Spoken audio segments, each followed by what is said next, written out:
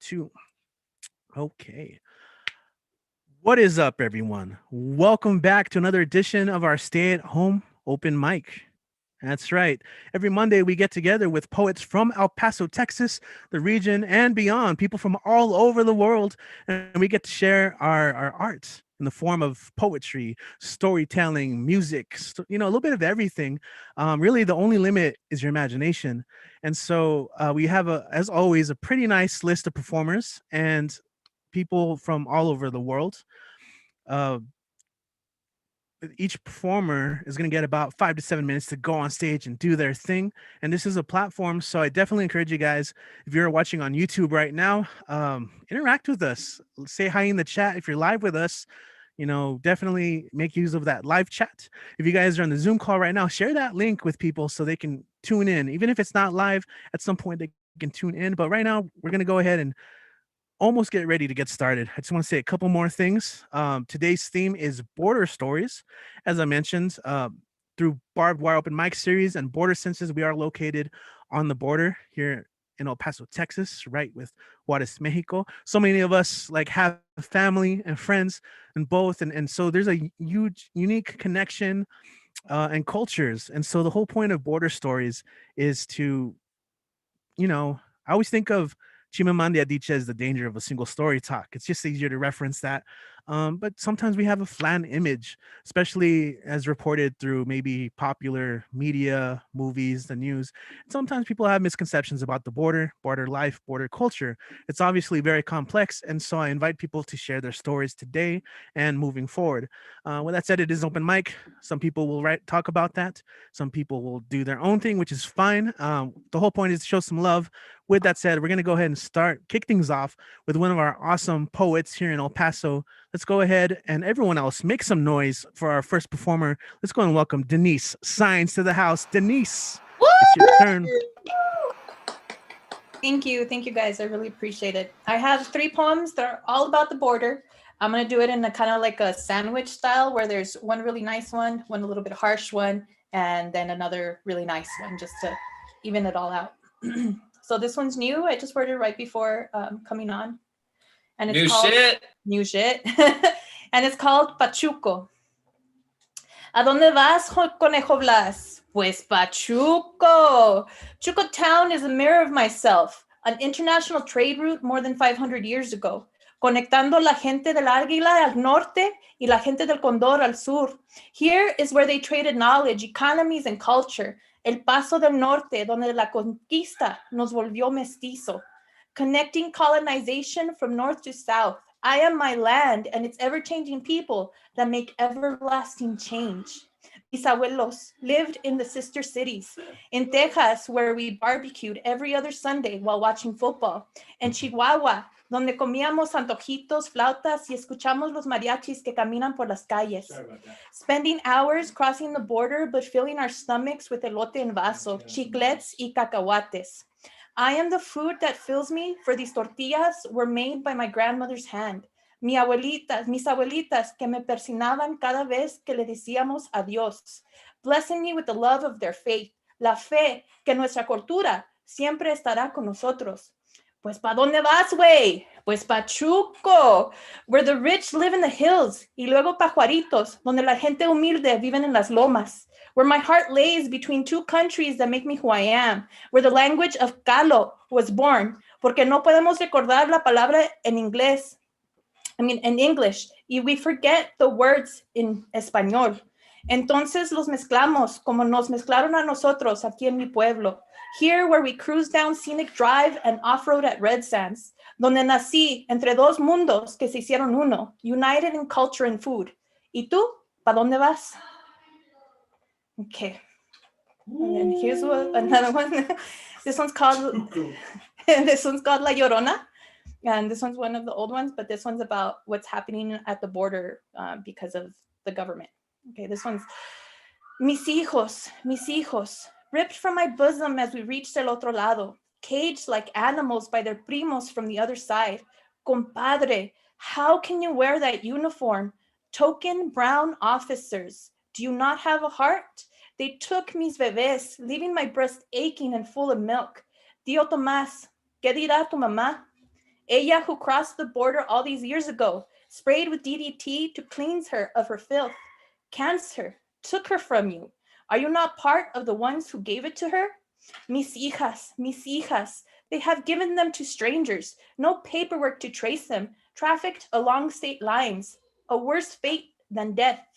Mis hijas y mis hijos, thousands of forgotten souls with no one to love them, cast like pearls to swine.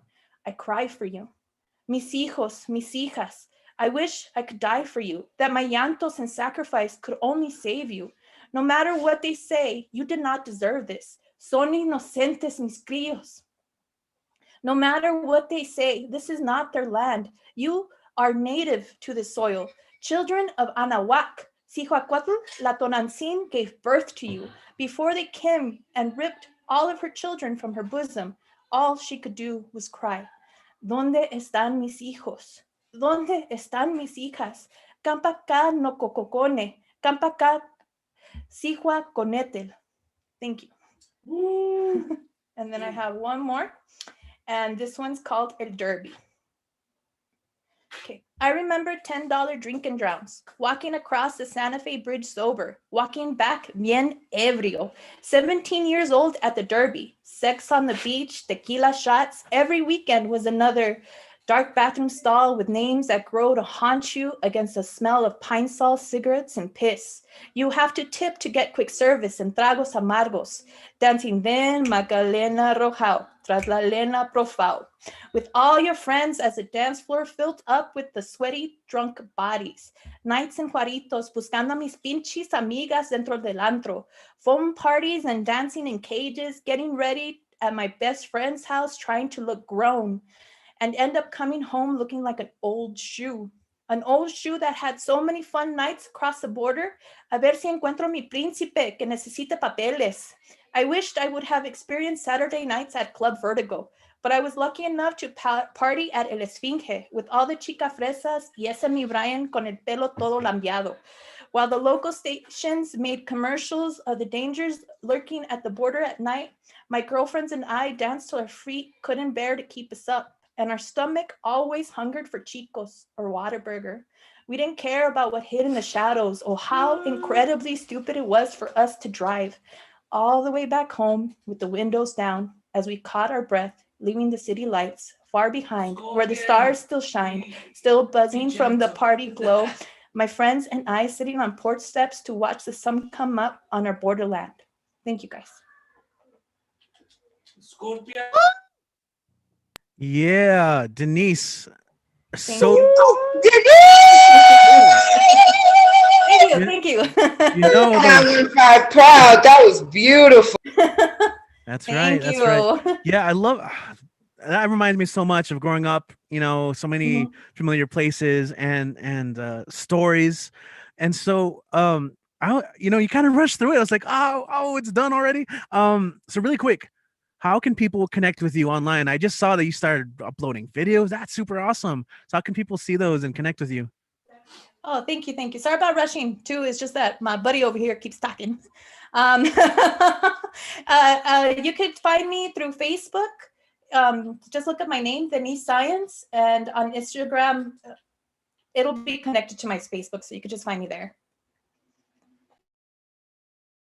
All right, perfect. Yeah, and I didn't even have to cue people to make noise. People already did it on their own. See, they already know. I love it. I love it. We got a well-oiled machine here. All right, so way to kick it off. I love lovely stories. And as always, we can go back and listen to them, which is amazing.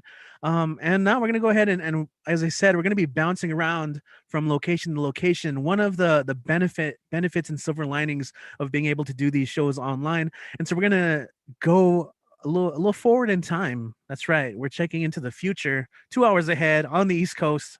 We got one of our favorite and very popular open micers. We've got Domo Beth back in the house. Domo is back in school, which means she's ready to procrastinate with some more awesome performances. Domo, how you doing? Thank you for that introduction. Come on in. Domo, darling. Procrastinate with me. Hi, thank you. I don't wear makeup, so this was my attempt at looking better than I normally do. And I hope you enjoy it. So yeah, hopefully there's no cheddar on my teeth or anything like that. So I don't have any border stories. I mean, I live on a peninsula. There's no real borders here. So I just picked two songs. One is one I'm playing here that I wrote for the first time.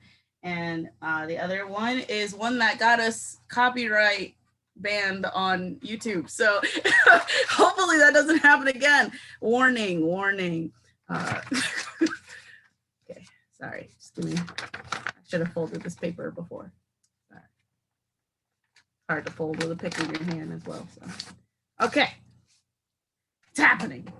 All right, this is Hotel California by the Eagles. I mean, I know California is not where we're, but okay, I'm just gonna shut up and sing.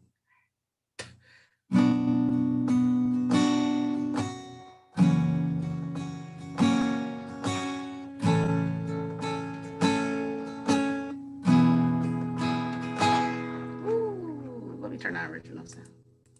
So it'll sound a little different. Okay. The first song. Hope you enjoyed it. Yeah. And this is a song that I wrote, and it is called "Free Me." And I hope you guys enjoy it. It's a little dancey, so I hope you dance. Okay.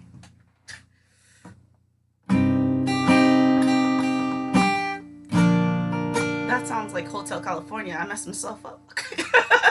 Laying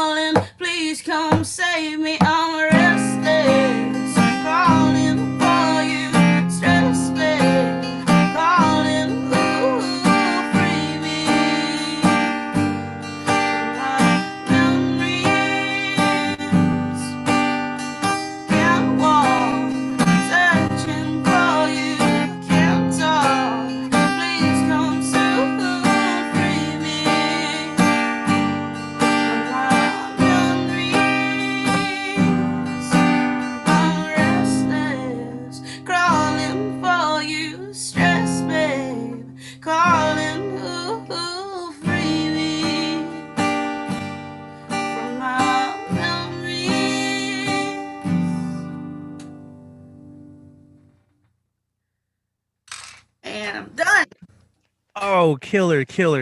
Man, that was so great. What a jam. What a That was jam. cool. Woo! So there's all the love. We got to Thank you. hear it, and you got to go back and read the chat and see all that love. How can people that are barely seeing you and hearing you for the first time, how can they connect with you? I know you got like 5 million Instagram pages. Okay, maybe not that many, but how can we support you? I have way too much social media. So if you can't find me, it's your fault. I have two main Instagrams. Well, I technically have three. But there's at Creatively Damo if you just want to find creative content from me. If you would like my main page, it is at Domo in the House with a Z, of course. And then I don't know, Facebook, Dominique Bethel. That's me. Woo. Perfect. That was awesome. I like that close. Like, and I'm done. That was so majestic. Oh yeah. Thank you. Thank you. How's school going? Things good? Yeah. All right, cool. Yeah, I can always tell like when you're like here and then you've got like a test or something the next day or a final exam, and it's a good way to blow off steam. It's cool. It happens. All right, we're gonna keep going, guys. On the list, we got like I mentioned, a nice list. We have a lot of poetry today. The theme is border stories, but of course, you're more than welcome to talk about anything. And we're going to go ahead and travel around the world a little bit more today. In fact, our next performer is joining us from India. Although he has a thirst for traveling and for words, I'd like to go ahead and welcome to the first time here at this open mic. Let's go and welcome Amaru Ame. Welcome, my friend. Good to have you here. Thank you very much. And I would like to begin with a couplet here. It's about love, okay? I'm a poet of love, okay? So here it goes. Mavron, it's an expression of grief. Mavron, pardon me, O Lord. Mavron, pardon me, O Lord. I remember her, but not you, Yahweh, God. I hope you liked it. And with a small poem here, Humanity. It's titled as Humanity. Humanity scream. It's a far left out dream. You can see an elderly couple being separated by distance double. I read a news that 80-year-old couple, by the order of a court, were sent to different old age homes. So I wrote this. So humanity, why to scream? Now the poet questions, why to scream? No one ever gives it a lean. Like when a children talks to you, you bow down to him, give him your ear and listen to him. But humanity is not that significant. So no one gives it ever a lean. Think, little eyes you wink. Are we living a fool's dream? Humanity is a dream.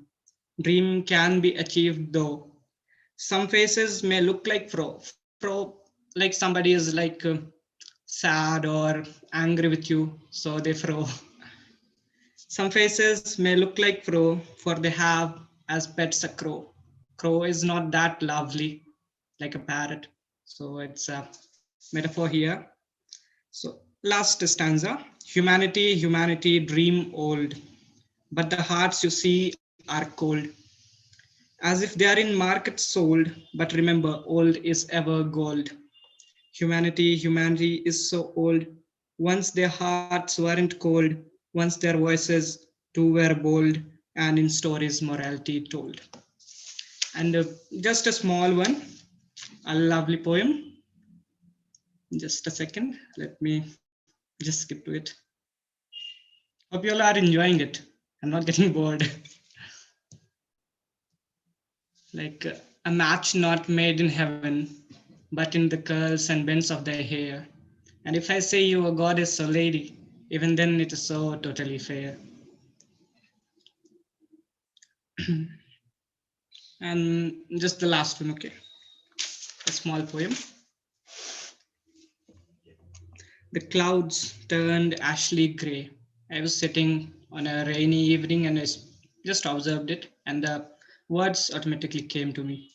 So I wrote, the clouds turned ashy gray as the eyes of a tiger on seeing its prey, and whatever water left in the river was stray. Then the earth shook and little water it took, as a thirsty anthropoid kissing the wine divine and drinking from a goblet. Suddenly there was a cry, melancholia of a poor fry. That's so because the river was dry and he was left alone to dry and die. The thunderstorm was raging and the fire was slowly ceasing, carried by the wind and rain. Going away was the godly flame, a flash of life for the fry. Suddenly, the Ashley started pouring. Ashley is a metaphor for the clouds, the dark colored clouds, they are going to rain. And the clouds too were roaring. Ashley started pouring, and the clouds too were roaring. Thunder and lightning, the night was frightening. Joyous in the stray was the poor fry, not anymore poor or dry. Now he had not a mere strait, but an ocean full of baits.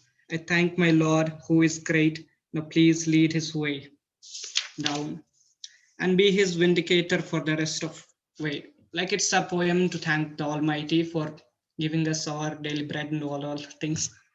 So closing in with like it's a, you can judge it to yourselves. I'll just put it. Like say Sadie. Sadie is a formal thank you note.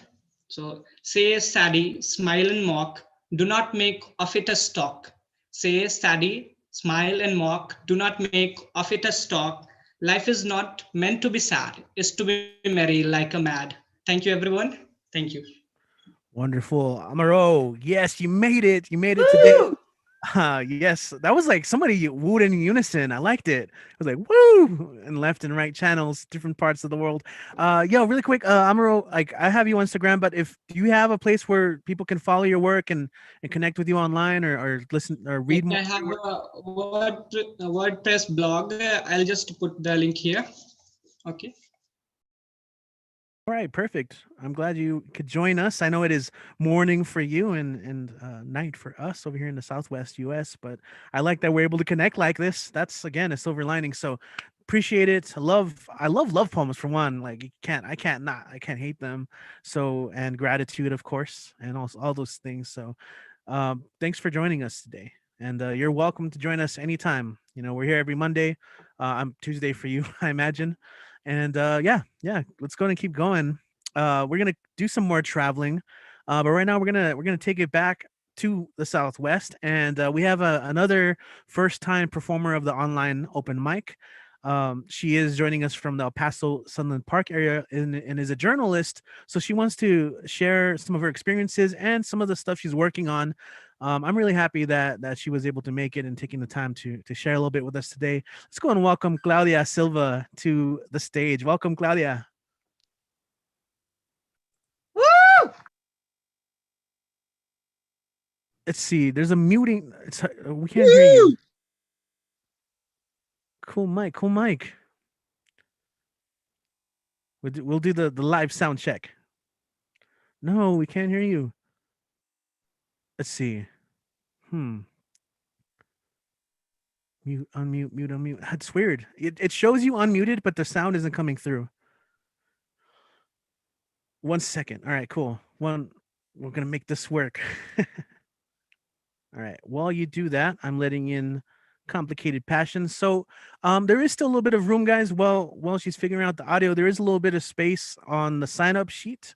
And so if you do want to sign up, those of you who have been in the Zoom chat since the beginning, I posted the link. So make sure you get on there if you want to perform. That's pretty much what I'm reading off to call people up. You can also find us on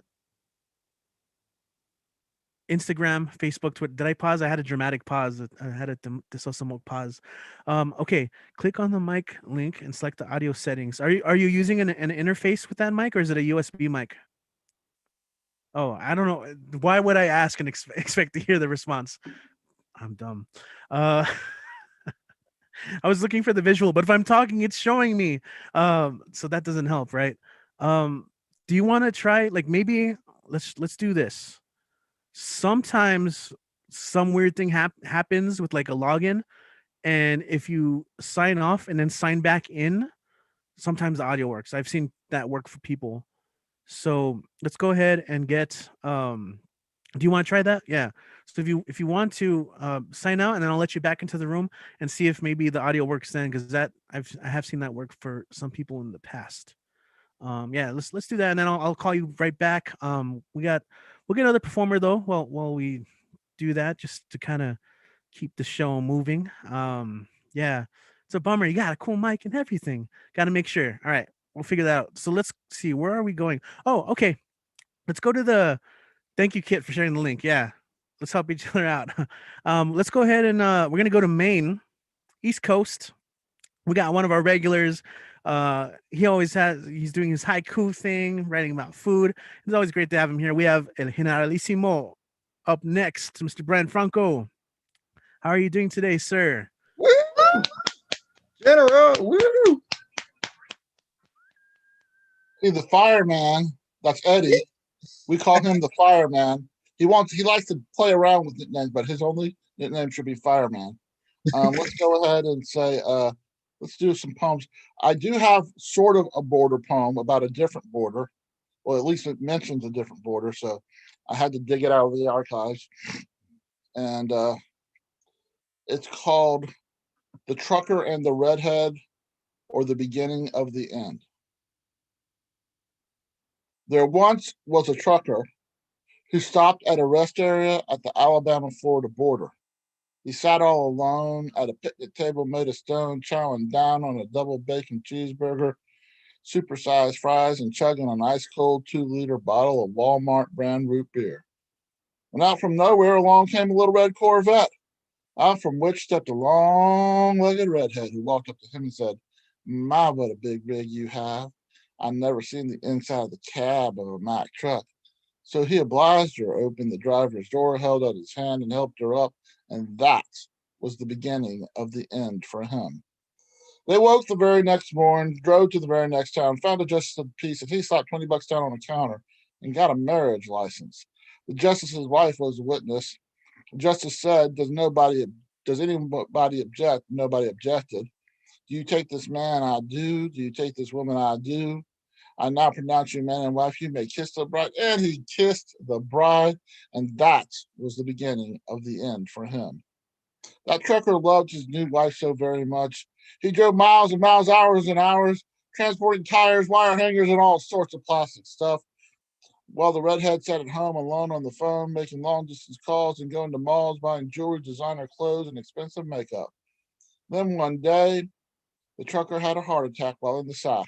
The redhead said she went to the store to get eggs and came home to find her husband dead in bed. At the funeral, the pastor did eulogize about the trucker with a heart of gold that was king size. And wouldn't you know, the redhead was nowhere to be seen.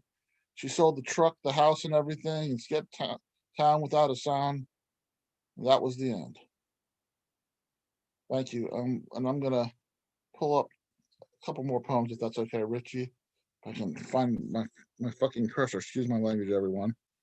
I don't want to cuss in front of Domo. No, she's my little sister. So plus, she's gonna be, the next time the Eagles go on tour, they're gonna hire her to sing alongside of Don Henley. So we know that's gonna happen. Here's your haiku. Poetry is thought trapped inside a poet's mind, released as good noise. And this poem is an ekphrastic poem about a painting by Magritte, but I'm reading it because of the ring that Oprah Winfrey gave to Amanda Gorman to wear during her inauguration poem, which was a caged bird in memory of Maya Angelou. So this is called Why the Cage Therapy Patient Paints. I don't think Rene Magritte knew Maya Angelou from Adam. She was only 9 when he painted The Therapist in 1937. The painting depicted the top half of a sitting man's body as a bird cage, partially covered with a blanket with 2 doves inside. Maybe he time traveled and landed in 1969 Harlem, wandered into a bookstore, and heard a Black American woman's learned voice reading the book she wrote, speaking a truth in a way he had never heard a woman speak before. When he returned to 1937, he destroyed the time machine. He sat contemplating the future for at least an hour or two and realized women had minds of their own that were being wasted by being treated as second-class citizens and being married off. He realized his society caged women in, and in doing so, caged men in by happenstance. He felt caged in himself, and without realizing it, he had been to a psychotherapy session, and Maya Angelou was his therapist. And this is called Why I Keep a Midwife on Speed Dial. Anger does not always happen as screaming, yelling, stomping of feet, fist clenching, teeth gritting, furrowed brows, tattered nerves. Anger is not always born of aggression. It can be born of hurt and confusion from a womb, unaware of the existence of its pregnancy, conceived via an act of deception or betrayal, from a night of passion that foreshadowed a proposal of forever, but materialized into a morning after with an empty other side of the bed that transformed into an insidious, compartmentalized ghost. Anger is not always loud. Anger can exist in silence and stagnation. Anger may not have hard edges that cut and bruise all who come in contact with it. It can be soft. It can be amorphous, made of quicksand, encompassing its host in suspended animation, causing phantom paralysis till whoever owns it realizes the phantom is a phantom, a figment of an emotion or a feeling or a reaction to a life event or events that happened in the past that is exactly what it is, the past, which can't exist in the present or future due to the fact that the past can only exist in the past. And then the anger starts to shed its skin to reveal a hollow inside that is a breath long held, now exhaled and let go. Gracias, everyone. And thank Hey, you. nada. Wow, man. Muchas That gracias. Woo! killer Thank you, lines from Rich, that. thank you, Don Marrufo, for giving us this fine platform. Yeah, of course. So before we leave, I have the things that I always ask. Aside from social media, I need to know a little bit about that background there. That background is the view up on a hill from an apple orchard in Maine. It's just beyond the apple orchard. It's just a house on a hill. So I was out there picking apples, and this was part of the scenery around the apple orchard. So, it was just, there were farms and all type of stuff around it. Yeah, it works as a background. It's really cool. Look at the different colors of the leaves. There were a lot of other pictures I took just around the area of the apple orchard of all these different large shrubs and trees that were right next to each other, and there would be like 4 different shades of orange and rust and green and red all together. I mean, the autumn leaves are so spectacular to see, and sometimes just driving on the highway you get that in Maine. So, but it really is a nice thing, I mean. And Yeah, we missed that a little bit. today it did get hotter than 14 degrees with the wind chill factor. So Oh man, I don't know what that's like. But thanks for sharing that. How can we connect with you online? I know you have Facebook and Instagram, right? yes, I do.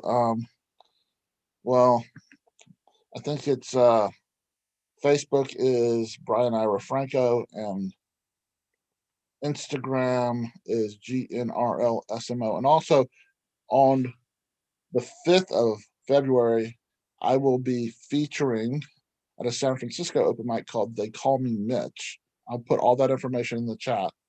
And that's I think 7 p.m. Pacific time, and then 10 p.m. Eastern time, and whatever all the different time zones in between are, an hour apart each. So I'll put all that information in there because it's a nice little open mic that has a little different flavor to it than most of the other ones. Awesome, perfect, and I appreciate that. Generalissimo is the great connector. Sharing links and connecting all sorts of different open mics throughout the country. So, I'm very grateful for that. And yeah, definitely look forward to those. So let's see. Every time you mention your Instagram, I think of Biggie Smalls. I feel like that part needs to be rapped. It's the GNRLSMO. We just, you know how it Well, goes. unfortunately, Generalissimo is covered for both Facebook Yeah. and I refuse to put a number or a dot in the middle of any kind of internet address or name. I There you won't do go. that. No Just dots, no numbers. yeah. So the owl, the vowels were the odd people out, right? The odd letters So out. that's how I could actually put the word in there. Yes. Awesome. Okay, cool. Thank you, Brian. Appreciate you, man. I think so. We have Claudia back, and I think the audio is going to be working. Let's try this out here. Yes. Can you hear me now? We can hear you. This is a Verizon commercial from 15 years ago. Yeah, I can hear you. Can everyone else Okay, hear her? awesome. Anyway, I give you this awesome intro, Claudia. It's awesome to have you here. You've done some cool writing, some cool stories and journalism work. Welcome to the show. Yeah, thank you for having me. So before I start, I wanted to talk a little bit about myself or tell you, I'm not a poet, I'm not an artist. I tell stories in a different way. So I'm a journalist, and basically the way I see my job as a journalist is I tell other people's stories. So I know recently when it comes to the media, the media hasn't had the best, view. People don't really seem to like it. Around the time I decided to become a journalist and start studying at EPCC is when the term fake news became really popular. And it was really unrelated to it, but I really wanted to go out there and I wanted to share the truth. But because there's this, feeling of animosity towards the media, I wanted to make a goal for myself to connect with you guys, basically, with the members of my community that I'm reporting on. And I really want to truly understand the issues that are affecting you. And, because I'm a part of the community, they're also affecting me.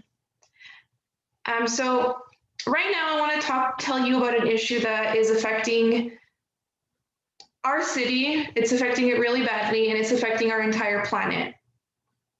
So I don't know if you guys have heard, there's been a lot of things in the news about it, about El Paso Electric being bought out by JP Morgan.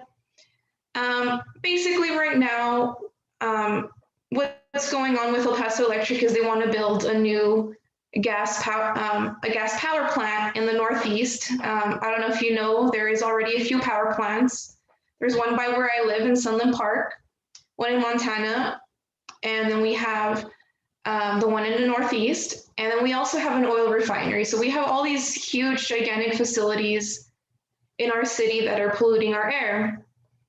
So El Paso Electric wants to build another power plant, and they want to basically continue adding to the pollution.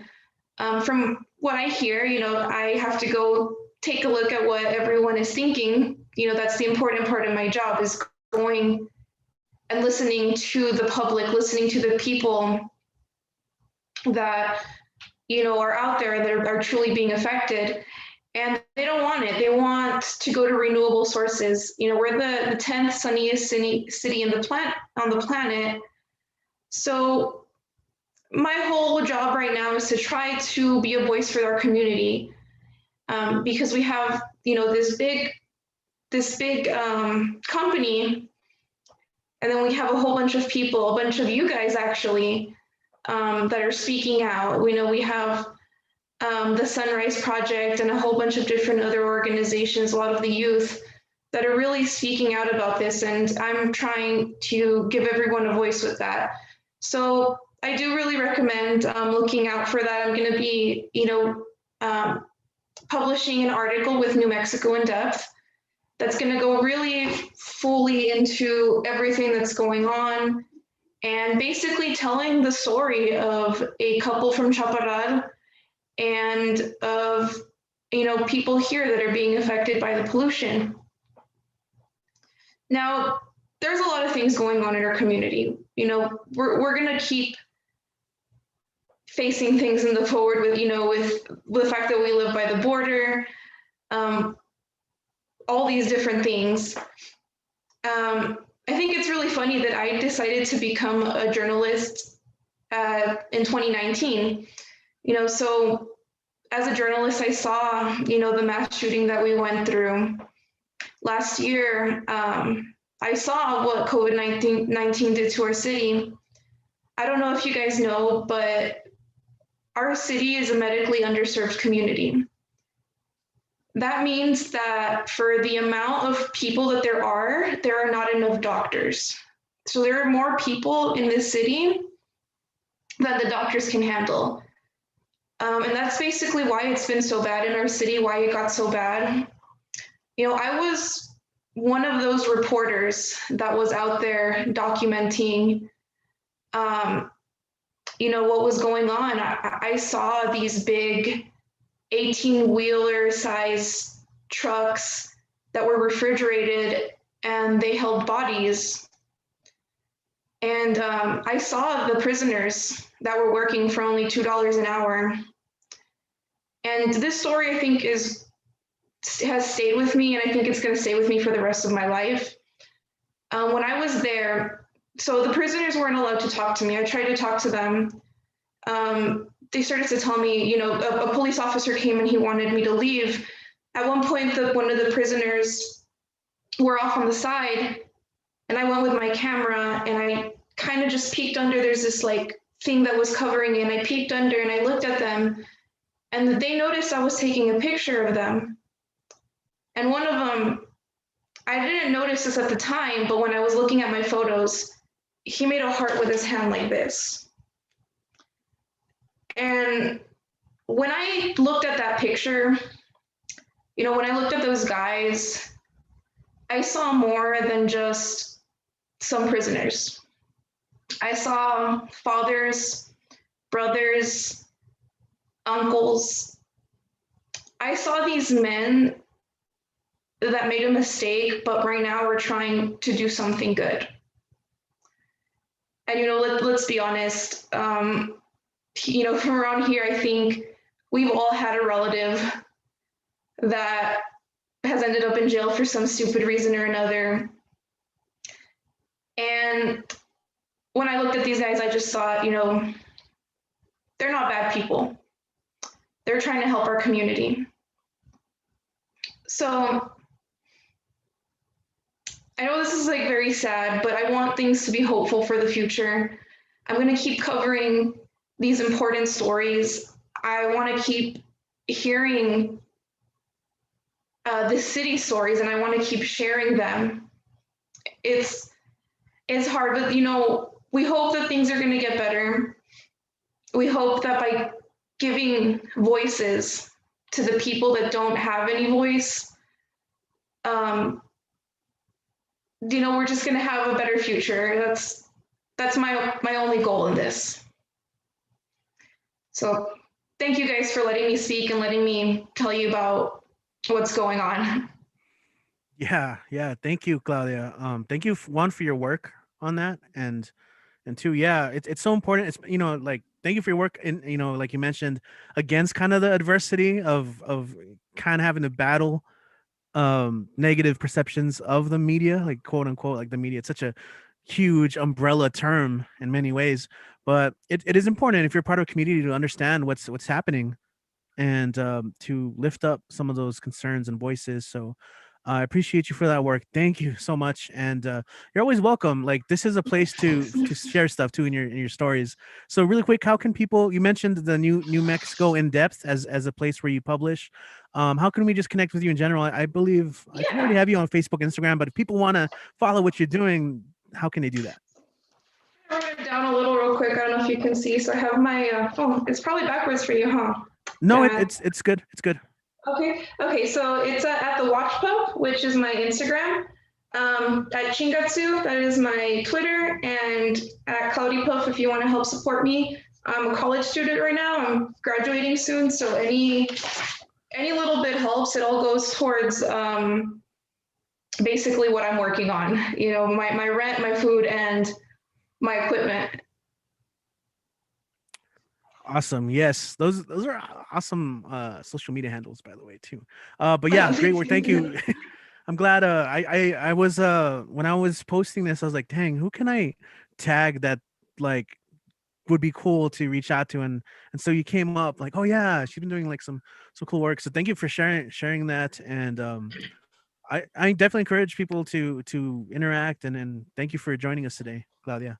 Yeah, and Awesome. just because to maybe give everyone a little more cheerful, because I know it's a little depressing. This is Honey. She was hanging out with me the whole time. So, Oh, she's so little cute. baby. Yeah, that's one of my favorite parts of the open mic too. Is everyone's pets. Yeah. We've toyed around with the possibility of doing like a pet open mic. I don't know how. We'll figure it out. Pet That's awesome. show. Thank you for that. Man, now everyone has to show their pets now. Okay, it's show and tell. All right, okay, so we're gonna keep going. We got more people. Definitely want to make sure people are get their time. We got more people signing up. Again, if you haven't signed up, we do have the sign up sheet available in a variety of places. So find that link, sign up, and that will get you on the show. Shout out to everyone watching on YouTube right now.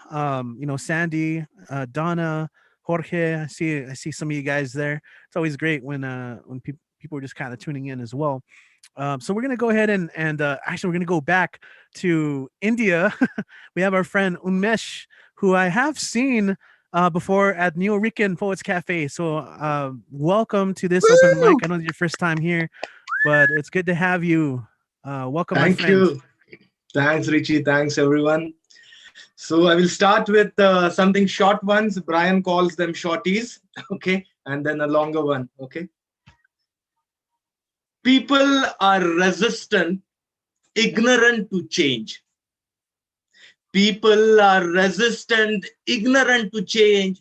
Slowly, gradually, change eases them into oblivion. That was the first one. Second short one. Appearances are deceptive, tricky. Appearances are deceptive, tricky. Reality and artistic illusion, mirage, fragile painting, changing colors. That was the second one, and this is a longer one. I love to go into the jungles and forest. Okay, this is about a trek. The mountains, the breeze, the open spaces, deep valleys, the shade of the jungle, the chirping of the bird. Oh, it's not a bird, but a colorful giant squirrel, 4 times the size of a regular squirrel, living in the layers of canopy of jungle, from one tree to another, from one nest to another, her colorful tail shining brightly in the sun, like a flag bearer, as if tail is her identity, dignity, respect. Sunlight is interrupted by branches and trees. She is a loner, lives in multiple nests, like a rock star, multiple houses, but no home to live. Then there is a dirty well. Last week, a barking deer jumped into the well. Now the small village nearby is struggling for clean water, but the mountains are beautiful. Black rock challenging the onlooker, making him understand his worthlessness in the bigger scheme of things. Mountains are married to canyons. No intruder is welcome in their relationship. The path in the wood is steep, lots of gravel, slippery slope. You fall and rise just to a bridge, pretty old. It looks part and parcel of the surrounding, as if it is not man-made. The river below the bridge has little water, though enough for it to be called a river. It's like a poor man's river. The bridge is not broken, just few years old, looks forlorn and tired, like a young man who lost his youth, but standing bravely to face the destiny future. There is a small farm, not more than 1 acre, a bull not ready to share the land with anyone. He attacks whoever tries to encroach his land. The mountains really make me feel so small. Why am I hurt for a little slip and a fall? I plan to visit them all like a life on a free fall. Thank you. Yeah. Woo! You made it. You made your way to the open Amazing. mic. I love it. I love it. So first of all, yeah, it's good to have you. Welcome. Listen to that. Thank you, everyone. Cool. How can we connect with you online? I've seen you around on Facebook and Instagram, but how can we connect?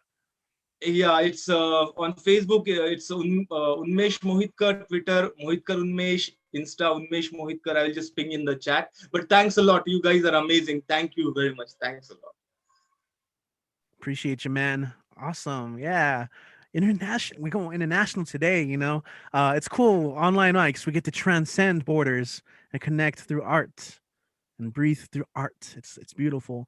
Yeah, so much poetry today. I'm so excited to get through it. We're gonna continue on. This is someone who joined us very, very early on. So I'm always happy when she's back and gets to share some of her poems. She's back in El Paso. We have Aaliyah in the house. Aaliyah, what's up? How you doing? Hello, I'm doing good. A little nervous, honestly, because I haven't done an open mic in a while. You're good. You're good. Lean into that energy. You got this. You got this. Okay. Well, I have 3 poems to share. So I'll start with the first one. So she never said a thing. Her mouth drawn in a straight line, shoulders moving up and down with every long driven breath. Her eyes wandering between what is there and what is not. And then for the second poem, I am out of breath, basking in truth. There are rare points when I am deliriously aware of what I am made of. It all aligns and I feel a perfect balance. Not too small, not too overwhelming. When I am met with truth, I am reminded of strength. My strength, real and painful, yet driven with grace. And then for the last one, this is called Wholesomeness. I am terrified to smile, to feel my heart expand and fill with love. I feel myself want to cry and fall apart. My heart wanting to let go of it all of the pain and fear it holds, day in and day out. The pain I avoid, the eyes I avoid, but I smile and I love. Thank you. Thank you very much. It was awesome. Yes, Thanks, awesome. thanks, Love thanks. love the words. You were amazing. You need to come Thank more you. often. I know. It's just And- stage fright. Yeah. This is like one of the most supportive stages. Like listen to all the love, read the chat, listen to all the love. So how can we connect with you online? Well, I have Instagram. My handle is Abstract Aaliyah, so you guys can find me there. I randomly post my poetry. So yeah, thank you. Nice. Yeah. And also you're an awesome artist as well. So it's fun following you to see like kind of work you're putting out there. Abstract Aaliyah. I like that. Sounds like a dope like hip hop line. Find me in the abstract. Aaliyah. Thanks. I'll have to write one, a little looper song for you with that. But yeah, awesome. Glad to have you here as always.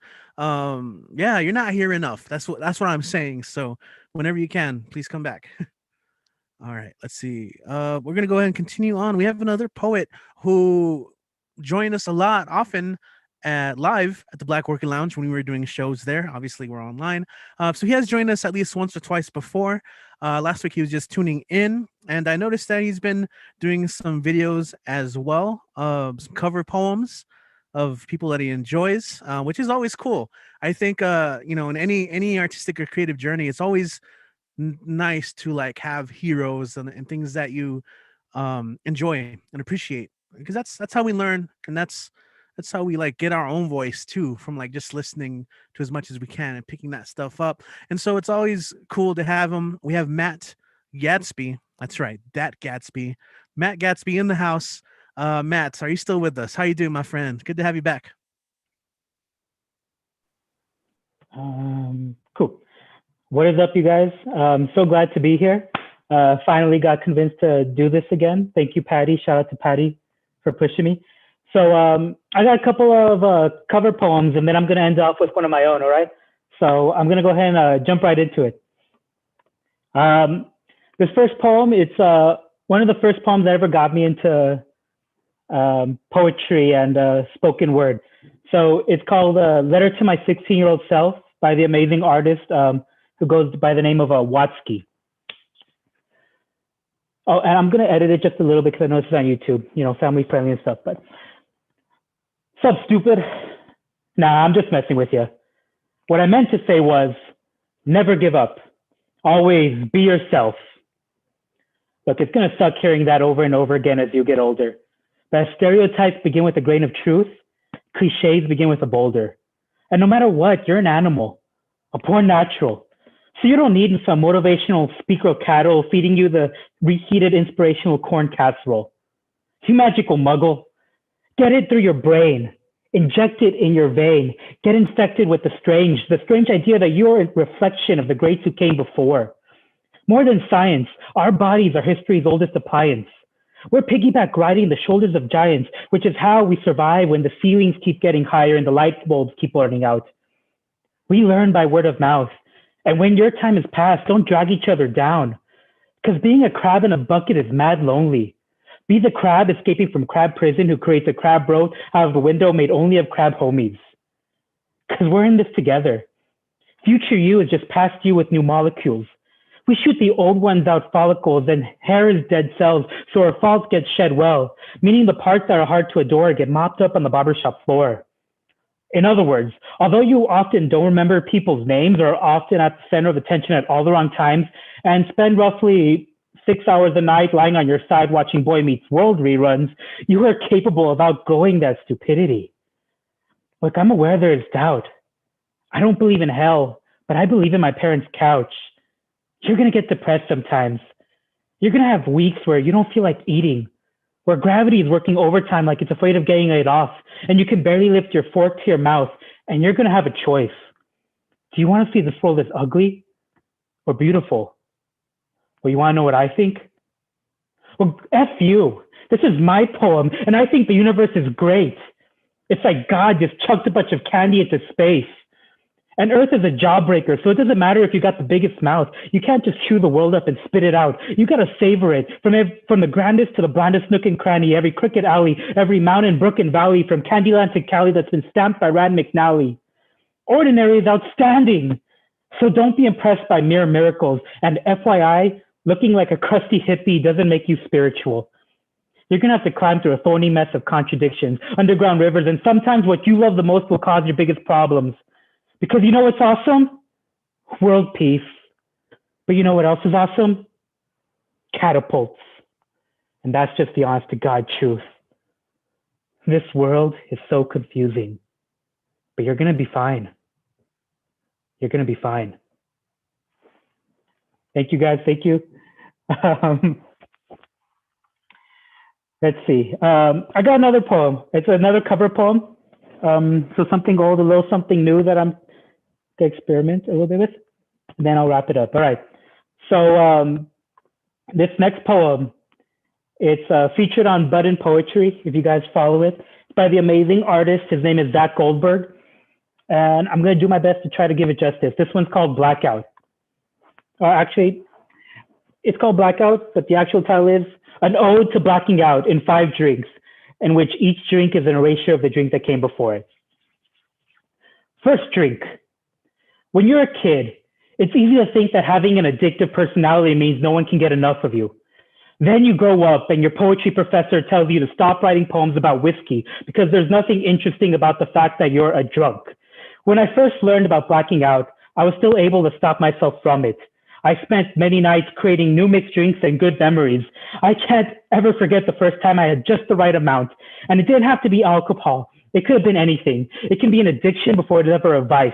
Because if I swallowed it and finished it and it didn't kill me, it must be some kind of medicine. It must be the first thing worth my good health. I'm not remembering the other night perfectly, but there's a trap door beneath my feet that no one has the key to. I can't open it. not even with a drink, not even when I offer up my entire body, but all the same, praise to the bottle sunrise. Praise the best friend therapist so designated by this mixture. Praise the Lyft driver, this unlucky ferryman crossing the river Styx. Poor old God, when I am unable to make the passage, he does it for me. Second drink. When you think having an addictive personality means no one can get enough of you, your poetry tells you writing about whiskey is interesting. You're a drunk. When I first learned about blacking out, I was able to stop myself from creating new mixed drinks and memories. I can't ever forget the first time I had just the right amount. Anything can be an addiction because if I swallowed it and finished it and it didn't kill me, it must be the first thing worth remembering. There is a trap door beneath my feet that I can open with a drink when I offer up my entire body. All the same, praise to the bottle, best friend therapist so designated by this mixture. Praise the Lyft driver, unlucky ferryman God, when I am unable to make the passage, he does it for me. Third drink. An addictive personality means no one can get enough whiskey. When I black out, I stop creating new memories. I can't forget because I didn't first remember. The trap door can open with a drink when I offer up praise to the bottle, the best friend, the designated driver, this ferryman God. When I am unable, he does it for me. Fourth drink.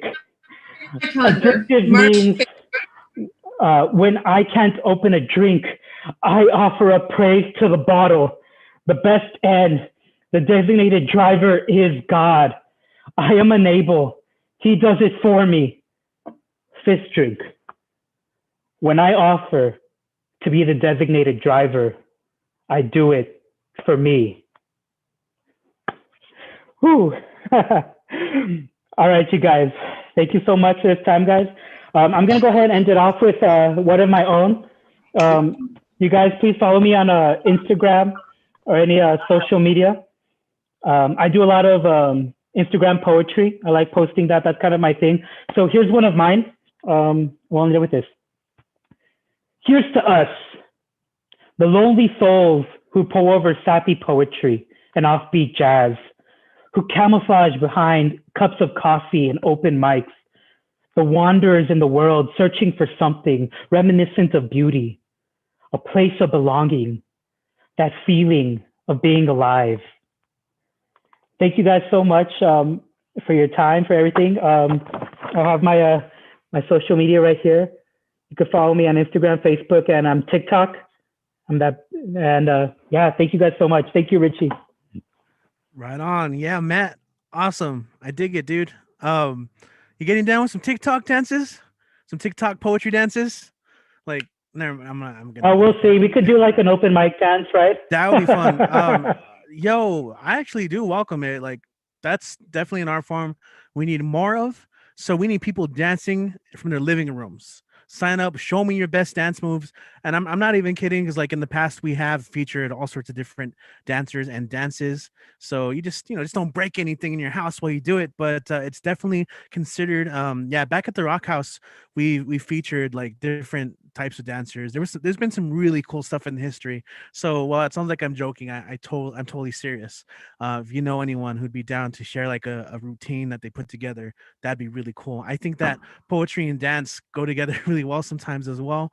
I've been lucky enough to been involved in a couple collaborations that involve poetry and dance. So more than welcome. All right, let's go ahead and continue. Thank you, Matt. Awesome performances. And yes, you don't come here enough. You need to come here more often. So let's see. Let's go and keep going. We're gonna go ahead and travel to Washington, D.C.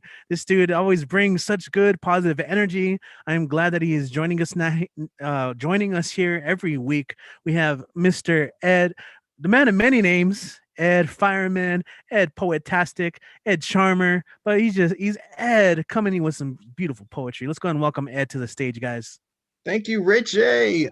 Matt did a poetastic job. Woo! Delicious. Delicious, fantastic, and just poetry. I love it. I love the energy from everyone in this room.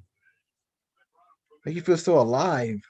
Okay, this is called Seasonal Love. Your summer breeze danced around my pale tundra heart, your blazing essence molding it to radiant and luminous art. The fluorescent melodies sang by the flowers and bees sound so sweet. I admire your dazzling outfit from your head to your feet. We danced around the bright, colorful orange sun inside the parade of butterflies. We watched the swaying grass and fluffy pollen waltzing up to hug the baby blue sky. The radiant smile always keeps me instantly at ease. But honey, what's wrong with the trees? I hope it's not fall's orange disease. You by my side while we walk through noisy, crisp, and delicate orange leaves. As you watch the stripped trees just weave, weave, and weave. Look at the overgrown pumpkins. It's almost nightmares Halloween. As you, I, and the children dress as scary yet whimsical fiends. Your colorful scarf looks fluffier than a foxtail. Honey, do you feel that? Feels like bone-chilling freezing hail. Looks so tantalizing in your humid and passing weather. Now it's snowy winter. Hopefully it will get even better. The frigid blanket covered the green lands in the blue sky. The chirping birds, quacking ducks, and honking geese starts to fly. I can see your warming voice in this chilling air. You're my organic heat while I'm your brown bear. The tiny snowflakes falling down, making large and lumpy marshmallows. The flame slowly goes down to sleep in its earthly barrels. Look, sweetie, beaming buds and colorful flowers on naked branches. Mother Nature awakened from hibernation while green suddenly advances. I love you in the blazing summer, crisp fall, chilling winter, and revival spring. Just like the seasons, our love sunny swings, fallen flings, icy stings, and spring sings. Okay, I got another one, and it's called Howling at the Moon. Howling at the moon, I stare at the flickering abyss, wishing was you to taste your stellar kiss. What am I to do? I want to fool you again, as plants hunger for rain. I want to wholly repent, leaving it down the drain. I'm so sorry 1,000 times, whimpering at the wind. I'm tasting the muddy grimes over, and over again. You were dancing suns, now we're frenzied storms. What have I done in any shape, stunt, or form? You brought sharp daggers, I brought bronze shields. You screamed and roared, I didn't have time to heal. Your vast, pretty meadows, how I missed them. Now you spew arrows. What happened to my gems? What did I do? Oh, sorry, what did I say or do for you to curse me? You silent balloon, I'm here as you can see. You're my lovely habit, you wild boomerang, echoes of I'm not having it. The rain starts to rain. The rain gave me tears while I couldn't stand, heart eaten by fears. My tears turned to sand. You cried there's another, to hold your vibrant sky. It was richer and sunner, my gallows bellows why. She stormed, you're a ghost that gave you treasure. You boast, boast, and boast, saying it was no pleasure. Heart evaporating to dust, the ghost turns red. Emotional hurricanes rush, then it went dead. Her eyes turned to daggers. Oh, gone the sunny days. Like that even matters. In love's graveyard I lay. Okay, one more. Okay, this is called Dream On. Dream on to catch your planet. Live on to shine your light. Walk on to taste the sun. Run on to feel your core. Fly on to hug the clouds. See on to grasp the horizons. Hear on to sense the flames. Fly on to expand their freedom. Cry on to hug the earth. Wonder on to build the sea. Search on to touch the gold. Play on to watch the sun. Hay on to feel the storms, cry on to sink the oceans, fly on to hold the lightning, sing on to control the clouds, speak on to control the embers, dance on to shake the land, sleep on to travel the cosmos, think on to absorb the skies, love on to shape the stars, go on to ride the tides. Thank you. Oh yeah, Ed, awesome stuff as always, man. Vivid and vivid and vicious, poetlicious, all those great terms, man. I dig it. How can we connect with you? People tuning in and hearing you for the first time. You Oh, got my all bad. right. Is it backwards? No, it's good. It's good. It looks good here. Facebook. All right. IG. Have poetastic day. Oh, yes, sir. Yes, sir. I love it. You guys are coming prepared with your Sorry, have names.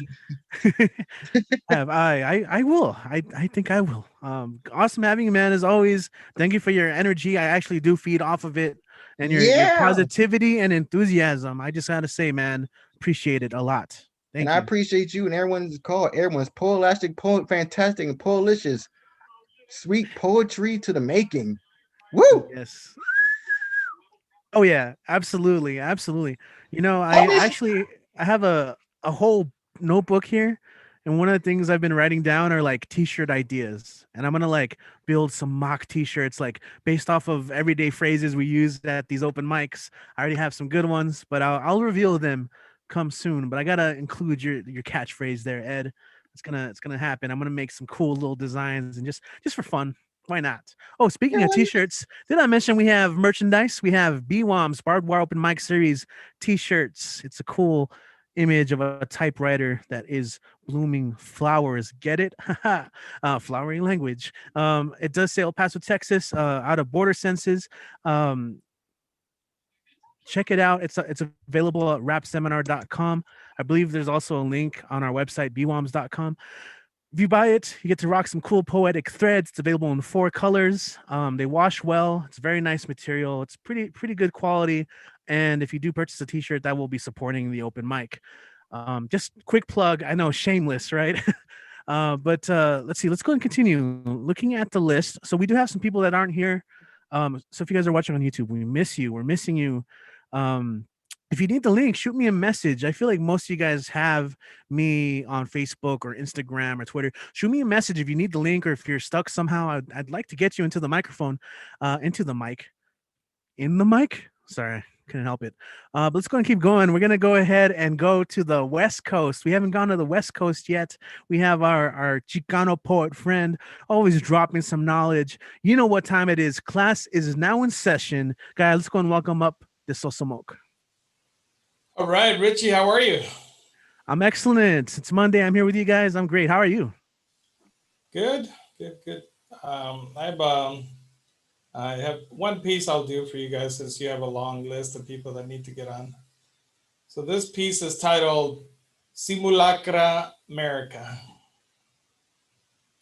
On June 6, 1967, Reyes Lopez Tejerina stormed the court building in New Mexico, stating that the Treaty of Guadalupe Hidalgo was in violation and lands needed to be returned to the people. He was charged with having delusions of grandeur and confined to an insane asylum where they perform a lobotomy on him. The simulacrum is never what hides the truth. It is truth that hides the fact that there is none. The simulacrum is true, Ecclesiastes. I remember being in Catholic Mass when I was very young. The kneelers weren't the fancy Gothic ones with pads on them like the kind you see at the gold-lush churches. These were the petate kind, the woven palm and nailed with tacks. God forbid you kneeled. Your knee landed on the overexposed tack. It was like hell. I woke because my forehead hit the back of the front bench. I looked up at the priest. He was holding up the host and uttering the word, "Este es el simulacro de Jesucristo. Es el puerco y el cáliz de su sangre." I thought to myself, I knew that Jesus had a donkey, but I didn't remember a pig from the catechism. I dozed back to sleep and dreamed that the host was a little piece of ham. But today I remember the other word, simulacrum or simulacra, plural. What a strange word, I thought. But once I looked it up, I thought that was an honest priest declaration. That was an honest declaration that Padre Jose made. In Plato's Sophist, image making is the act of faithful reproduction. But as patrons and masters got involved, the Greek statuary changed from a real copy to a simulacrum, which was crafted larger on top than bottom so that viewers from the ground would see it correctly. If they could view it in scale, they would realize it was malformed. Cleverly, this is summarized as a metaphor for political discourse's ability to distort reality in a way that it appears accurate unless viewed from proper angle. Where Plato may have only seen two reproductions, a faithful one and an intentionally distorted one, a simulacrum, Jean Baudrillard saw four. One, a basic reflection of reality, Jesus is real. Two, a perversion of reality, Jesus is white, straight hair. Three, a pretense of reality where there is no model, Jesus was a mythic. And four, a simulacrum, Jesus never really existed. He's a fabricated copy, like the plaster kind you buy at the border while you wait to cross over, an empty signifier that provides a much needed false psychological closure where the unknown unknowns are more daunting. When I was in college, my crazy neo-indigenista friend Osomatli sent me a Christmas card. Inside was drawn a Jesuit at first contact converting the natives. The epigraph read, "The coming of Christ was not a fortuitous event for our people. As such, the emptiness of the simulacra ensnarled me like a hunted javelina." The coupled simulacra of the doctrine of discovery and the right of conquest promulgated by European monarchies in order to legitimize the colonization of lands outside of Europe between the mid-15th century and the mid-20th century. This idea allowed European entities to seize lands inhabited by indigenous people under the guise of discovery. In 1494, the Treaty of Tordesillas declared that only non-Christian lands could be colonized under the doctrine of discovery. In 1823, U.S. Supreme Court case of Johnson versus McIntosh is an example of this. It was the result of collusive lawsuits where land speculators worked together to make claims to achieve a desired result. The right of conquest is a right of ownership to land after immediately possession via force of arms. These two lies in the name of simulacra caused what is called the Great Dying, only second to World War II. The Great Dying, the change in decades after European first set foot on the island of Hispaniola in 1497, now Haiti and Dominican Republic, and the mainland of 1517, the Europeans brought measles, smallpox, influenza, and the bubonic plague across the Atlantic. The devastating consequences for the indigenous population. These lies caused the death toll of 56 million by the beginning of the 1600s, 90% of the pre-Cuauhtemoc indigenous population, and around 10% of the global population at that time. Talk about carbon sequestration, right? Yesterday, we closed out another simulacrum, the Trumpkian dying, simulacra collection of 30,573 false or misleading claims that have claimed close to, or now it's over 400,000 lives. I went back to my youthful mass. I had been shoveled into the line for the consecrated host, and I had been dreaming of a treat.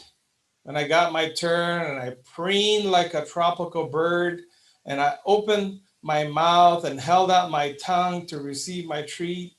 I covered my mouth, held the specter of the dead at the altar, and remember the cracker taste, no salty jamon, only the bland emptiness of the historical simulacra.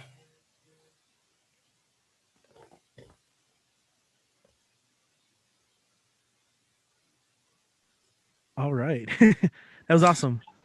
I don't know if that was it or if that was a dramatic pause. Woo, woo, woo, woo, woo, woo. Fantastic. Woo. Awesome, Yeah, there we man. go. Awesome. Yeah, every time your video feed pauses, my heart stops a little bit. I'm like, no, don't leave, because it has happened before, and so I'm just. I know, like Mondays is really strange. I get really awful internet, and then the rest of the week is fine. And I'm like, what the hell? I need it on Monday. I don't need it the rest of the week, you know? Yeah. So awesome piece as always. It's fun to go back and re-listen to it and look into the concepts. Was that title? I heard it. I heard it as a portmanteau. Did I? Simulacra America. as a portmanteau? Like when you combine, when you combine. Yeah, so it's actually strangely split. I'll put it on the chat so you can see it, but it's actually like this. So you know how people say America? Yeah. Without the A, so I kind of stuck it like Simulacra America, yeah. Okay, yeah, that works. I like what you're doing there. That's a lot of play, right? With language. That's one of the best parts about all this. So Yeah, really quick, what's up? this is an interesting piece because like I'm combining like these really awful lies like the the right of conquest and the doctrine of discovery, which now have been actually disproven, one by the United Nations, and the second one, basically I think they revoked the papal bulls, but nobody's getting a refund, right? So these are very critical instruments that were used to basically take people's land and kill, to the point where you had what was called the Great Dying is actually an environmental documented fact that there was, what is it, the temperature lowered in the planet by a couple of degrees due to all those people dying. And so it's not something to be taken seriously, right? Right, exactly. Really quick, people, there's people tuning in who are like maybe joining in for the first time ever and hearing you for the first time. How can they connect with you if they desire to do so, or catch your work? Are you sure they want to connect with me after that? I know, right? It's like, I don't know about that. Or maybe if they want to read your work, because I know you do have some stuff published and stuff on its way. Sure. People can find me on Instagram under Gaseous 2019, the title of my first book. And if you really like what I do, you can best support me by purchasing a copy of my book on Amazon under my authorship. And then the title is Gaseous. And I think you will enjoy what I put there. And also on Facebook, you can find me under the Pandemic Poets. You can find me there.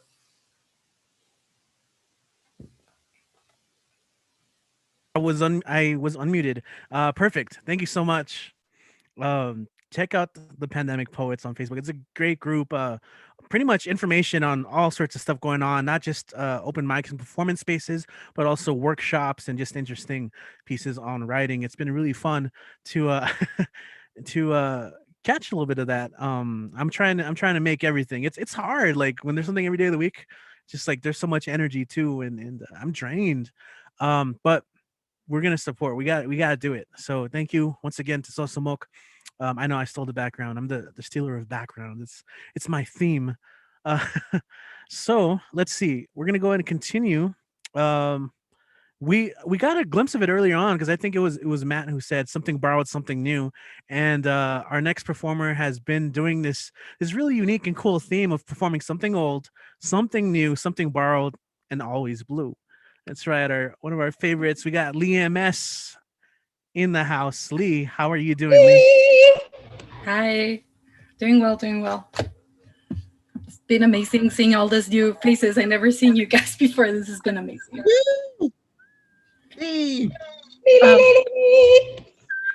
So like Richie said, I have something old, something new, something borrowed, and I'm always blue.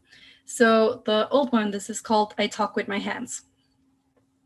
I talk with my hands because my tongue's all tied up. I move them in circles, throw them up to the air and back to the ground. They fly all over your face, drawing lines in the air that surround us, lines of letters and words that I cannot form with my tied up tongue. Es un trabalenguas este constante cambio. Reestructurar oraciones, traduzco palabras y nombres, te cambio las fechas y lugares porque ya no sé si estamos hablando de México o México. ¿Me entiendes? Do you get it? Mis manos se mueven a una velocidad que mi lengua no puede. My hands catch up with your words and my racing thoughts, entienden el ritmo en mi cabeza, me siguen el paso y mientras tanto se me lengua la traba. I talk in Spanglish. No encuentro la word and I'm missing las emociones que me avientas between your own words. I can see you smiling burlonamente porque estoy posheando. Estoy aringándome every day a little bit more. And you think that one day voy a perder esta lengua mía. But I walk this fine line, ¿que no ves? Esta línea entre fronteras y lenguas donde se me cruzan las palabras and my tongue gets all tied up, but make no mistake. Cuando veas a mis manos hablándote, you will know that I still hold the tongue that I was born with y no se me va a escapar en ningún momento. because it's all tied up behind my throat and I won't let it go. That's the first one. Then I have something new. This is called Boca De Lovo. And I don't know if you grew up in Mexico, more than likely you heard this before. There's a little song that you used to sing to play a game of well, I'll sing the song. It's like, jugaremos en el bosque mientras que el lobo no está, porque si el lobo aparece, vivos o muertos nos comerá. Lobo, ¿estás ahí? ¿Sí o no? So if you grew up in Mexico, more than likely you heard this, and it was a child's game. So this is called Boca de Lovo, and it's alluding to that. Las noches solían durar nuestros años, interminables, incluso con la interrupción del sol sobre nuestras nucas. Ni en nuestras congojas imaginábamos la boca del lobo atrapándonos, inadvertidos de las cantidades que ella había engullido. Quizás contraproducente, la burbuja que crearon nuestros padres nos mantuvo al margen, sus miedos disfrazados por ojos siempre atentos en cada rincón de nuestros patios. Crecimos sin miedo a la muerte, especialmente a no temerle cuando nunca estábamos solos, resguardados siempre bajo la cautela inadvertida de guardianes. Solían ser las calles extensiones de nuestros propios hogares, la línea entre lo mío y lo nuestro casi invisible. Comíamos en diferentes mesas, tomando bocados de sazones variadas, y en noches frías nos arropaban diferentes manos. Solía considerar mi vecindario mi familia extendida, quienes desaparecían de vez en cuando o eran reemplazados por nuevos primos o tíos segundos removidos. La boca del lobo mostró los colmillos cuando bajamos la guardia, tomándonos desapercibidos y dejando pedazos de carnaza sobre nuestras calles. Cambié la noche por días y las calles por candados, llaves, cercas, metal, cemento, madera, mensajes, llamadas, cámaras, miedo, y años en los que perdí memorias de sonrisas ilusas paseando sobre pisos rojos. Desconocí los caminos que ya antes había recorrido y huí en el primer trago de aire. Reemplacé la familiaridad del lobo por otro desierto y los dientes ahora del coyote sonriendo por las noches. Lobo, ¿estás ahí? ¿Sí o no? So that's new, and I have the translation for English for my peeps who don't speak Spanish. Here we go. So the song translation for that Mexican lullaby or song for children's song is, we'll play on the forest while the wolf is not there, because if the word wolf comes back, dead or alive, he will swallow us whole. It's a weird game, but it was a fun game to play when we were younger. So his poem, it's Wolf's Mouth, I think it's the translation. The night used to last our years endless, even with the interruption of the sun over our heads. Not even in our anguish, we imagined the mouth of the wolf ever trapping us, unaware of the amount of victims it had swallowed already. Perhaps it was counterproductive, this bubble our parents created to keep us oblivious. Their fears disguised by ever-watching eyes spread across our backyards. We grew up without fear of death, especially not to fear her because we were never alone, guarded always under the inadvertent caution of our guardians. The streets used to be extensions of our own homes, the line between what's mine and ours almost invisible. We ate at different tables, taking bites of buried seasonings, and on cold nights we were tucked in by many different hands. I used to think of my neighborhood as my extended family, who disappeared from time to time or were completely replaced by new cousins or aunts, uncles, twice removed.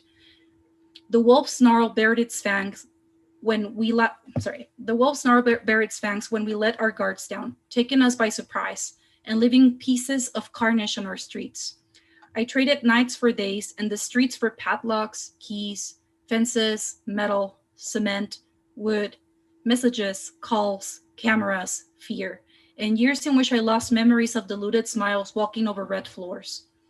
I no longer recognized the roads I had traveled before, so I fled in the first breath of air the wolf took, leaving for another desert, and now the teeth of the coyote smiling through the night. Wolf, are you there? Yes or no? So that was a translation. And then finally, I have something borrowed and translations. This is called Nocturno sin Patria, and it is by Jorge, I'm sorry, I'm gonna mispronounce his name, Jorge de Bravo, a poet. Yo no quiero un cuchillo en manos de la patria, ni un cuchillo ni un rifle para nadie. La tierra es para todos como el aire.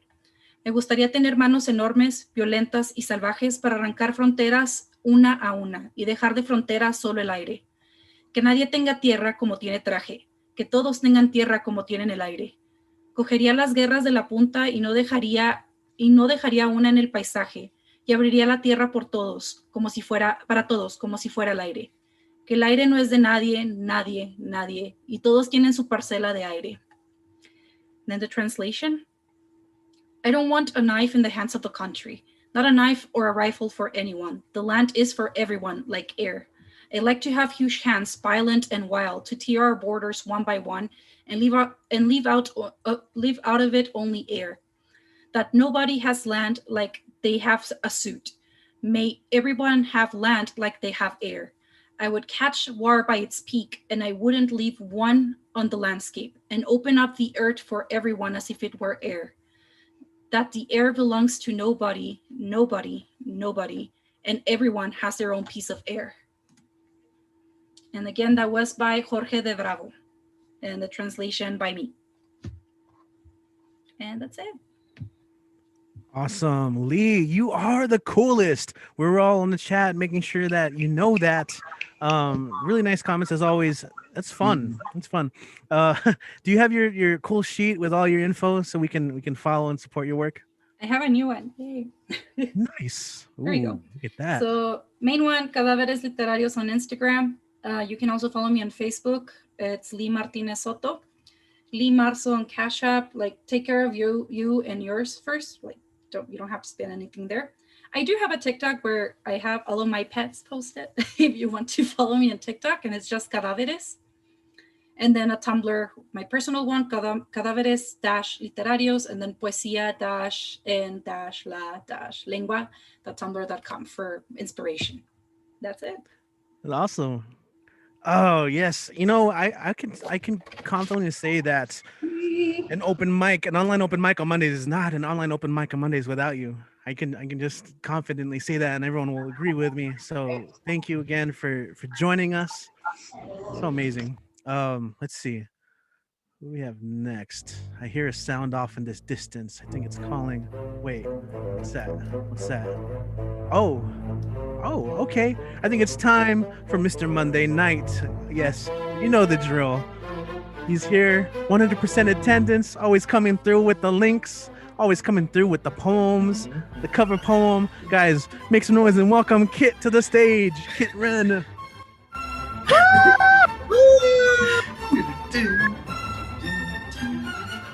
Thank you, Richie, for the NFL Films deep cut. I got it before anyone else did, I think. That was awesome. That was cool. That was cool as hell.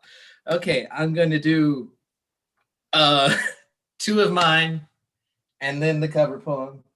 And I'm going to start with a nice one about the border region and then a more contentious one and then the cover poem. But this one was published in Barrio Panther Volume 3. I'm going to keep flashing it until I lose it. And it's called This Oracle Rejects the World at Large. I have a confession disguised as a question. Has the desert spoiled all the other outdoor settings for you too? Do forests seem to you a claustrophobic compromise between the indoors and the outdoors? Unsatisfying, as most compromises are? How can this be outside if I can't see the entire sky? Does the ocean seem showy and excessive, gaudy like plastic jewelry on an otherwise fine hand? To have all that undrinkable water feels like someone made a mistake, but didn't care enough to correct it. We are a dry land, but what we find is potable. Did the hill country underwhelm you too? Were you tempted to laugh at all the hill people who went around instead of over and through? They would think us mad, but I'll never make the mistake of caring what they think again. Does every green field, no matter how wild, take on the manicured unreality of a golf course? I am tired, friend, of this world of driving ranges. You and I will spread our picnic blanket in the sand trap and throw back every Titleist that blunders in. And for a better view of my t-shirt, hang on real quick. because this is LA Park strangling Stephen Miller, and it says wrestling is real, borders are fake. So that is one of the coolest shirts I own. I'm sorry for the feedback noise. That's my computer's fan being a dick, trying to upstage me. I don't appreciate it. Yeah, I'm talking about you. Okay, and this one, I don't think I read it in the YouTube epoch. I think I only read it once, actually, because the current event it was about kind of faded in the light of other current events. But about this time last year, there was an abysmal, horrifying joke of a book called American Dirt by Janine Cummins. I hear it too, I'm sorry. And it is like just an awful book. I don't know how else to say it. It's just really bad. And it takes a lot of liberties with the border region that I wouldn't have taken because I'm a nice person. This other person, she doesn't seem like a nice person to me. Like, we've made a lot of connections in the YouTube era. So if you know someone that knows Janine Cummins, tell them that you heard that I said, fuck you. So here we go. That was the long, profane intro to this piece that I'm a bit rusty at. There is a term for what I am able to speak. Restaurant Spanish. The bare minimum needed to prove at least a sliver of good faith, enough to slide between my two fingers as I trace along the menu and enunciate with a dim theatrical force, pescado al mojo de ajo. My pronunciation was so good one time, the waiter had follow-up questions. He quickly, immediately found my limits. I know how to be polite, and I know how to be rough and rude. I know how to welcome, and I've gotten quite good at shunning. Jesus Christ, I'm so sorry. There are many more stages between those poles, the plantas that I cannot vibrate through. I would say in self-defense that my restaurant Spanish, closing time Spanish, call center, perdón no entiendo Spanish is better than that of a certain recently minted best-selling author whose characters react to the ice skating rink in Mexico City with shock and wonder, who extinguished their barbacoa tacos in sour cream, who asked for barbecue sauce and get it.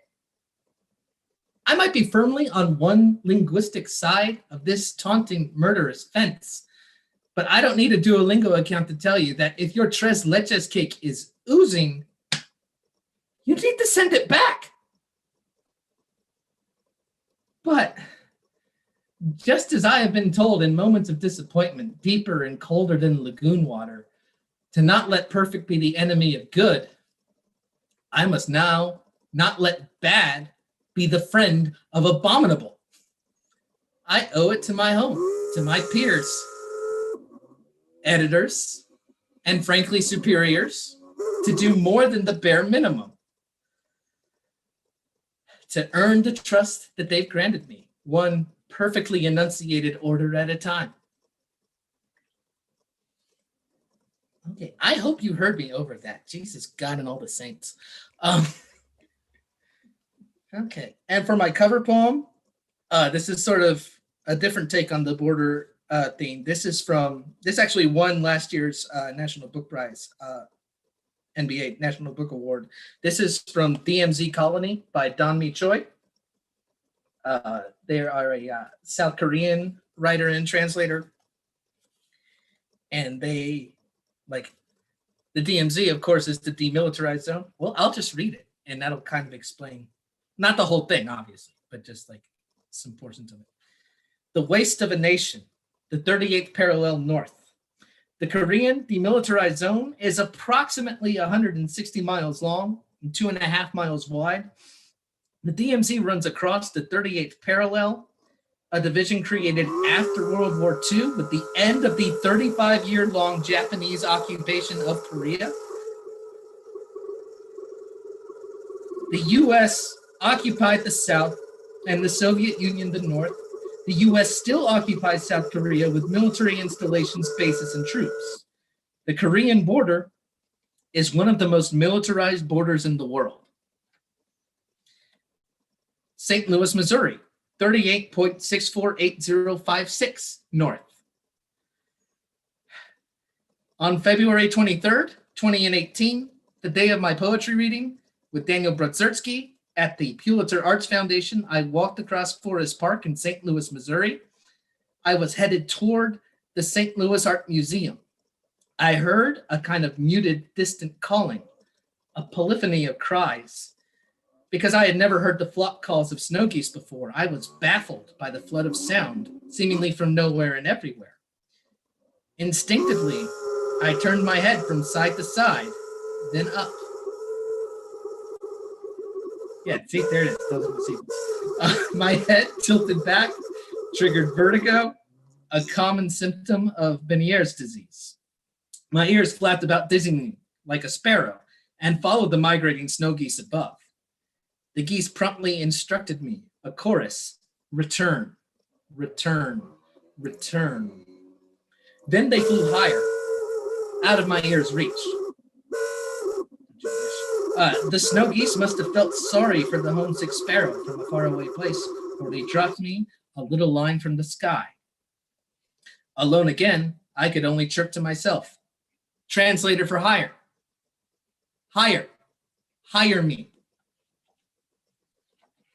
Marfa, Texas, 30.30395 north. On July 2nd, 2018, my flight took me to Marfa, Texas, not my usual migratory route. Nevertheless, during my brief stay, I was able to meet swallows and sparrows, and I observed other exceptional migratory wings from Mexico.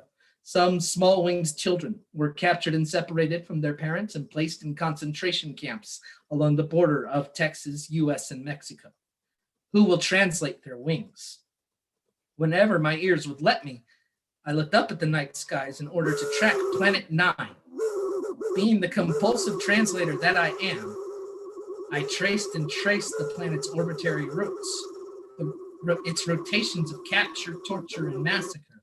The universe is such a dizzying place that my ears were spinning out of control. Planet 9, come in, Planet 9. The language of capture, torture, and massacre is difficult to decipher. It's practically a foreign language. What a nightmare. But as a foreigner myself, I am able to detect the slightest flicker of palpitations and pain. Difficult syntax. It may show up as faint dots and lines, but they're often blood, snow, and even dandruff. How do I know? Foreigners know. An Kim calmly narrated as she continued to circle and circle Plan 9 with her pen. Her circles were extraordinary. Yeah, that's just a little bit from DMZ Colony by Don Mead-Choi. Oh. Nice, man. Nice. I was waiting for the trademark hands together to jump on in. Man, that's wild. I've never heard a computer do that. It was too much, man. It was too much for the computers. Like, I can't take it anymore. Jealous of me. Yeah, and I thought somebody was like turkey bombing the mic. Like, what is that sound? And I was looking at everyone. Everyone's muted, so it was just like that. Now that it's done, now that I'm done, it's fucking quiet. Well, because you stopped doing poetry. It's when you started poetry, man. It was like it couldn't help it. It was like, this is too much for me. I'm gonna implode. Your mother was a vending machine. Oh man. Anyway, how can we? Do you have your cool, awesome sheet printout thing? Yes. Oh, a paper, a technology you can rely on. Paper. Instagram at KitRenAway, Twitter at KitTalkSports. I'm a bit of a sports fan. I realize the Venn diagrams kind of look like a set of car headlights sometimes, but I try and live in that middle space. Ko-fi.com/KitRen. I have a lot of essays about American football. And you can add me on Facebook. You'll see me. And if I recognize your name, I'll add you. My PayPal's connected to my email. So, and if you have any requests that have nothing to do with money, there's my email. There you go. And it's been quiet this whole goddamn. I'm It's more mad than when amazing. it was loud. It would work like that. We still heard you loud and clear though. It's fine. It just sounded like your computer was heckling you. It probably heard me across the street. I was yelling. I know, right? Right. Awesome, Well, man. Thank you as always, Richie. Awesome shirt. I love it. So cool. All right, we're going to continue. Again, shout out to everyone who has read so far, that is going to read. We're here every Monday, so if you're watching online and are interested in performing, it's just easy. All you have to do is sign up and log in the day of the event on Zoom and join us. It's a lot of fun. So we're gonna continue with the open mic, and I really kind of enjoyed this whole like music intro thing. It reminds me of doing live shows. It's also like radio show now a little bit, right? But it's always kind of cool to introduce people with a nice groove, with a nice beat. And our next performer has been finding her groove, finding her beat artistically. So it's always fun to see what she's gonna come with. Ladies and gentlemen, next up, we have a poetic life, and not just any, it's Patty's. We got Patty in the house. How you doing, Patty? Welcome back to the open mic. Right? Sorry, yeah. I forgot to unmute. Yeah. I was jamming out to it. Yeah. Okay. Patty Vicious. Poet Con, my love. Okay. One little thing before I start, and I wrote it down so I didn't mess up. But to my fellow poets, thank you for inspiring me to write from a depth I could never solely speak of. Thank you for the warm embraces I thought my coldness could never feel. Okay. First piece. Because when you said borderland, I thought home. And when I thought of home, I immediately thought of you. Because when I think of home, I think of you. The soft wrinkles of your face would lift as you mentioned the love in your heart, not just for me, but for the life around you. The life you created on a soil blessed with a million footprints before us. A story of a child, grown, a woman to feed the earth that fed the child's mouth. It was the way the music would sway your hips that lightened the aches in my chest.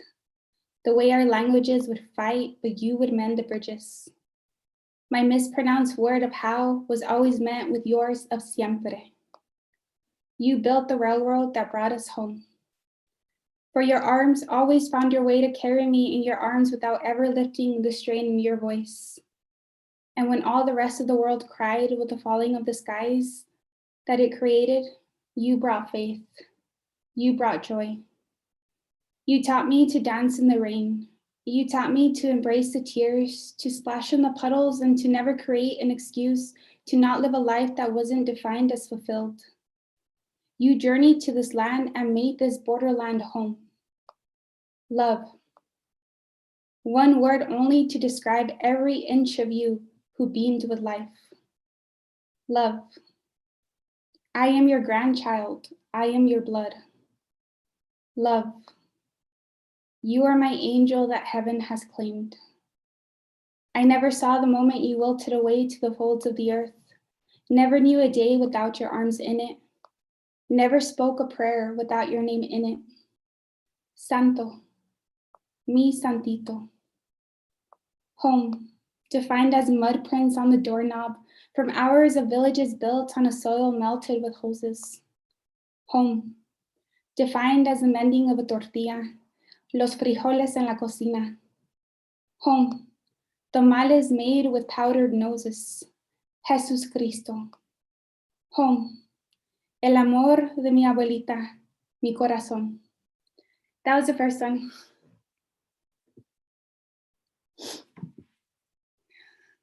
Okay, second, and of course, I'm gonna go dark because that's my shit. So, second piece. How do I stop my mind from rambling and panicking and running through thoughts with no sense or rhythm? Keep reminding myself to breathe, to not be buried in a pile of rubble that never fell. Run on sentences, continue with no ending. I wonder if everyone else hears the pounding in my chest. It feels so loud. How do I cue the orchestra to silence? How do I silence?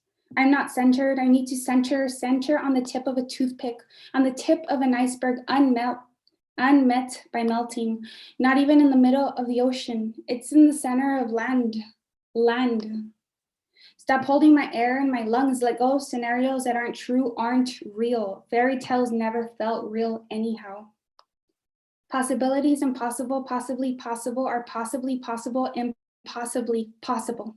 Did I stutter? The buffer button has no chance. Don't refresh, rather return to seller. Marked. You insert your word here.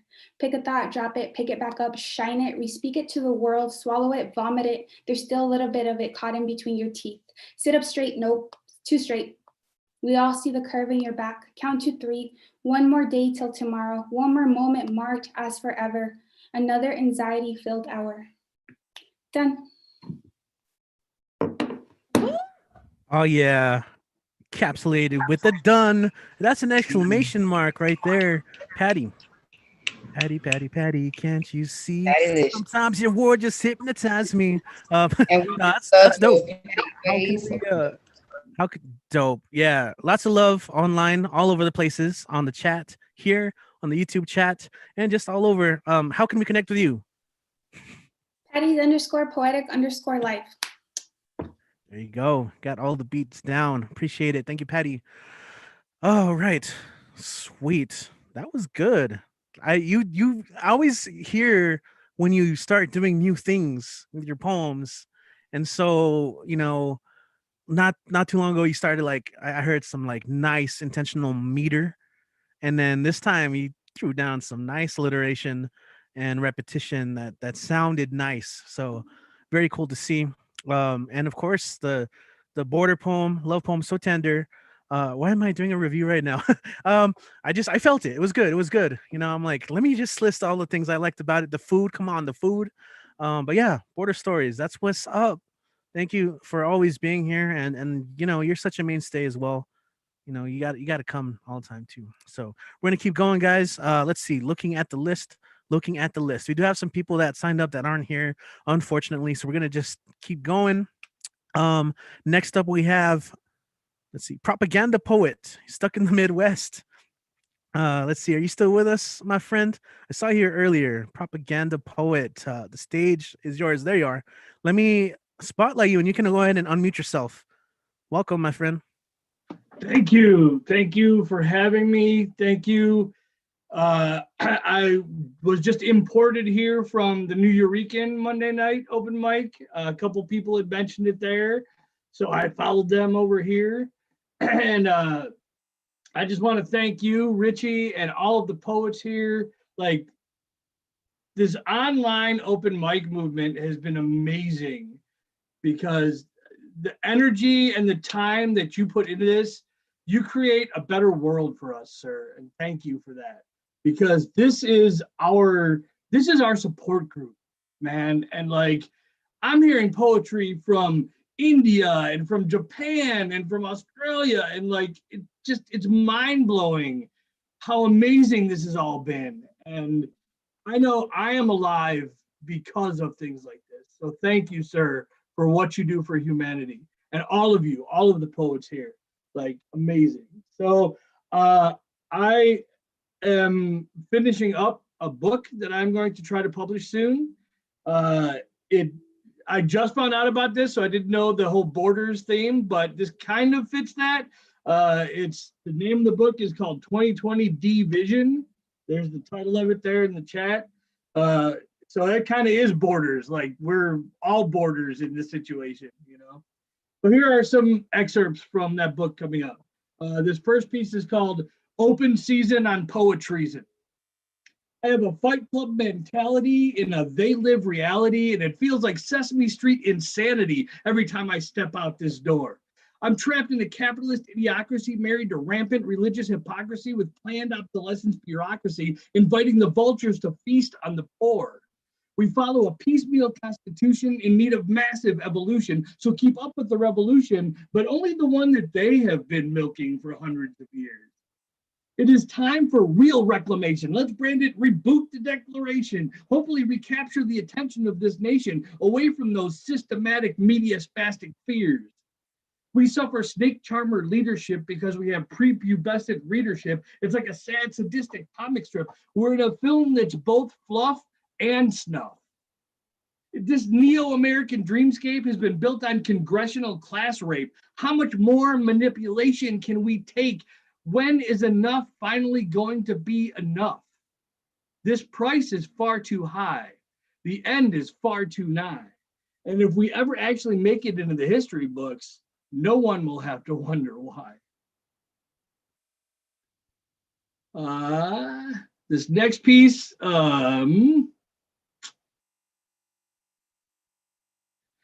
is Praying for the Comet. Stuck in a place where darkness spreads at light speed, don't feed the fears, signs are simply ignored. Simple minds are floored by meaningless existence, where an instance of kindness just gets lost in willful blindness. So each day I pray for the comet to finally come our way. This is called The Pointless Hamster Wheel, Not It Sonnet. I no longer have time, energy, or patience for fools being fooled by fools. I'd rather go for a walk and talk to the hawk, soaring above this push and shove that we've invited in to colonize our conquer our love. So continue running round and round where middle ground doesn't even want to be found. I'd rather not pound my head against that wall. Instead, I say, let it just all fall apart, man. What better way to make a new start? And then just two more, and then those will be like the majority of what I'm going to do for you guys tonight. Thank you for giving me this opportunity once again. This one is called Wake Up Call. Blue horizons are just the beginning. Blue may have won the day, but America is still lost. The cost of living is making a killing. Rampant racism still races through our veins. The stains of red rain still flood the underprivileged. True equality is still being pushed to the back of this bipartisan party bus, but ain't nobody going to be able to stop us if we will actually learn how to work together. This classism shit has got to go. But this victory is hollow if this is all that we have to show for it. If we are truly going to rise, then we have to be wise enough to recognize that we have to rise above this entire white privilege mess. And I must confess that I'm a little worried that if we hurry through this need to declare victory prematurely, then we are surely in for more. Red stains are still raining shame in many places and fear on many faces. If we are truly going to recover, then we need to rediscover each other. We must not let freedom allow us to become numb. Otherwise, we are merely free to be dumb. Now, I mean it sincerely when I say by all means enjoy this celebration day, but our true victory is still quite a ways away. This isn't merely just the disaster of the day. These tears and fears are in serious arrears. Man, it's been 550 years in the making. Welcome to a trampled America, growing increasingly isolationist and tribal. We're frightened into survival mode, fighting amongst ourselves, while too many are still continuing to pilfer our shelves for themselves. But we should not be surprised. We should not be surprised to see the demise of a time when science was denied, while millions died, and despotic leaders continued to hide behind religious right to frighten and incite people into attempted homicides, while others just sat on the sidelines of this great white lie, finding safety in the shadows, just spectating, watching it gain its wings and fly. It was called the Dark Ages for a reason, and that shit didn't actually work. So now it's best that we get to work because we are officially on the clock of this shit just got real time. So we got to step it up, my artistic and scientific community. Ergo, and thusly, renaissance, shall we? And this last one is actually more positive because I know 2020 has taught us three very important things. People's true colors, compassion is far more necessary in our society, and whilst working from home, pants are not nearly as optional as we may have been led to believe. So given all that, I got one more piece for you that I just wrote the other day, and this one actually looks like it's going to be featured on the local NPR local NPR station here. So this is the last one. It's called Breath of Fresh Air, Sigh of Relief. Listening to NPR today feels like once again finding my way. I have to say it's nearly miraculous hearing stories of inspiration and hope instead of constant tales of terror featuring festering hatred, division, and violence. It's been a while since I haven't felt like I had to do something to hold on to some semblance of sanity. It's almost like we're getting our sense of reality back. No longer reeling from constant attack, we might just be able to hold our heads high again, instead of struggling to pretend that we're not in constant fear of an apocalyptic end. For the first time in a while, I can actually smile. I don't feel overwhelming dread and despair. I can actually breathe in the air. Instead of quarantining and constant sorrow, I can actually step outside and look forward to tomorrow. Thank you for encouraging my behavior. Thank you for listening. And thank you for telling poems that I get to hear now for the rest of the night. Right. Awesome. I'm glad you found your way to us. Really quick before we move on, I saw that you have a YouTube channel. Would you like to promote that and any other way we can connect with you? Yes, here is my YouTube channel. Nice. That's the link. And that's the name of it. Changeling Studios. So much. Awesome. Thank you so much for joining us. I'm really glad that you found your way here, and you're more than welcome. Please, we're here every Monday, so come through, be part of the crew, part of the community. It's fun. Definitely, it's so fun to hear everyone's like works and just working stuff out through words, through our emotions, through our vibrations, our performativity, our bodies. I love it. So cool. So thank you for those kind words at the beginning, and congrats on that piece too on your local NPR station. It's so cool too. Yeah, this should also be a place where everyone shares their triumphs. You know, you got published somewhere, let us know. You got something on the way, let us know so we can go listen to it and follow it and all that good stuff. So let's see. So I do want to give a shout out. There are a couple people who couldn't make it today for different reasons. They connected me, but contacted me. But Jebel, you know, she was singing last week and watched pretty much the whole show. Her time will come. She'll be here. She'll make it eventually. Lacan has been here before. He's from the Philippines, and he joined us at a previous show. I can't remember exactly which open mic, but I know Kit has documented that. So if you go through our YouTube channel, Barbed Wire Open Mic Series, you can go through old channels. You can catch old shows, and something that's really helpful in terms of just archival work. You can go to the comments and Kit. I usually highlight it and pin it so it's on top. But yeah, Lacan is super awesome. He has performed here before. He performs all over. So definitely shout out to you, man. We missed you today. Mike Sendler is usually here. He signed up, but we don't see him. Is he here? I do not see him. No, he usually like talks too, like in between performers. So with that said, we're gonna keep moving. He said he's gonna be taking a class. He did mention that. That's right. I did see that. Yeah. Okay, thank you. So that's cool. I like how like we're all connected in that way too. Like, oh yeah, he's taking a class. If you were like Domo, he'd be like right here, right now. Like, I'm just kidding.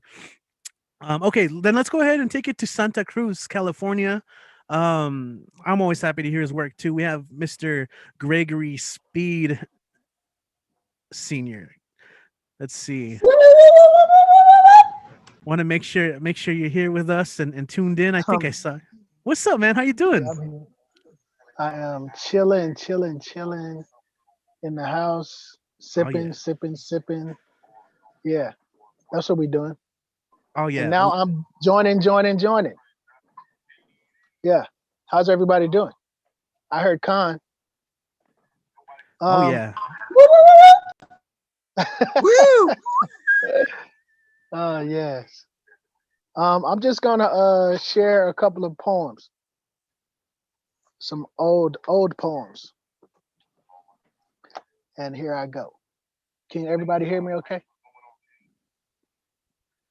Even in silence.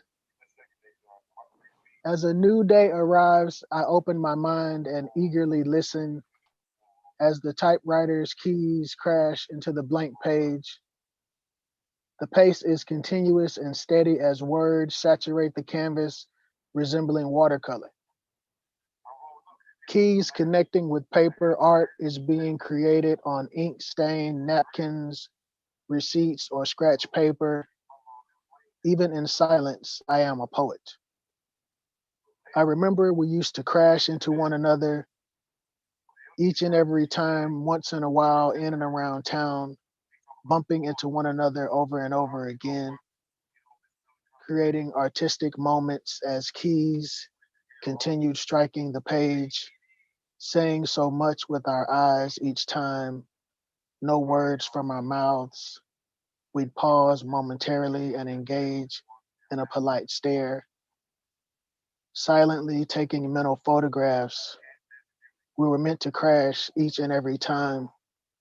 With each stroke, we'd collide, my pen and I spilling thoughts on paper, inch by inch, words landed gracefully without making a sound, while making a splash, bouncing, crash landing inside of my head like bumper cars, ridden by joyous young ones, screaming and laughing contagiously. My words continue to leak into the window that is this page as I sit mesmerized, frozen in time, unraveling thoughts like yarn, played with by a kitten.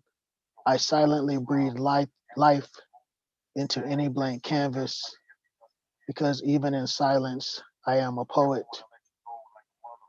The divine spirit wakes me daily, ideas, thoughts, and words, anxiously awaiting arrival from my third eye.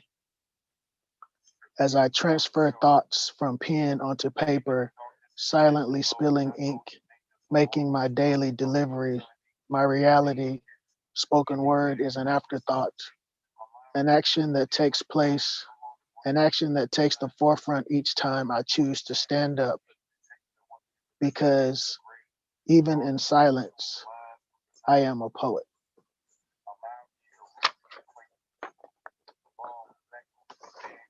Two, beginning.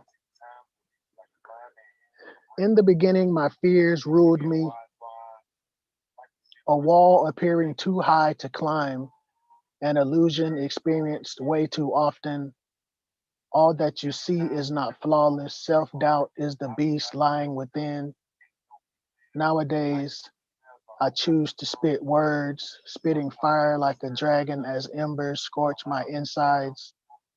Never be afraid of yourself, because your own voice, you owe it to yourself to be free. Nowadays, I fly high like a dragon, leaping high, thrusting words and ideas into the air. My breath confidently spitting these thoughts.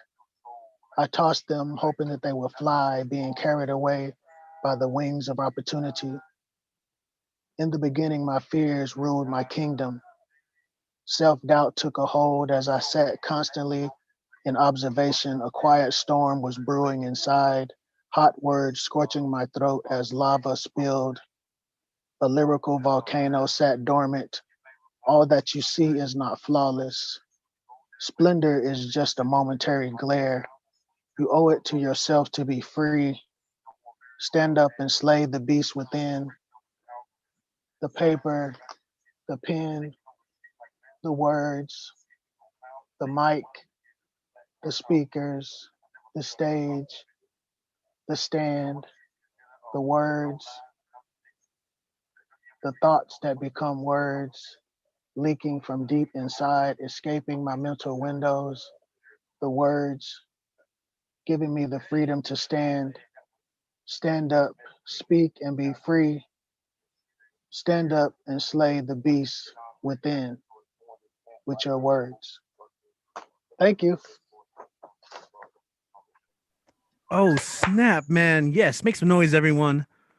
Gregory Speed in the house, making quotable lines. That's right. We want to print that whole first one on a t-shirt. You know what, Hey, man? thank you.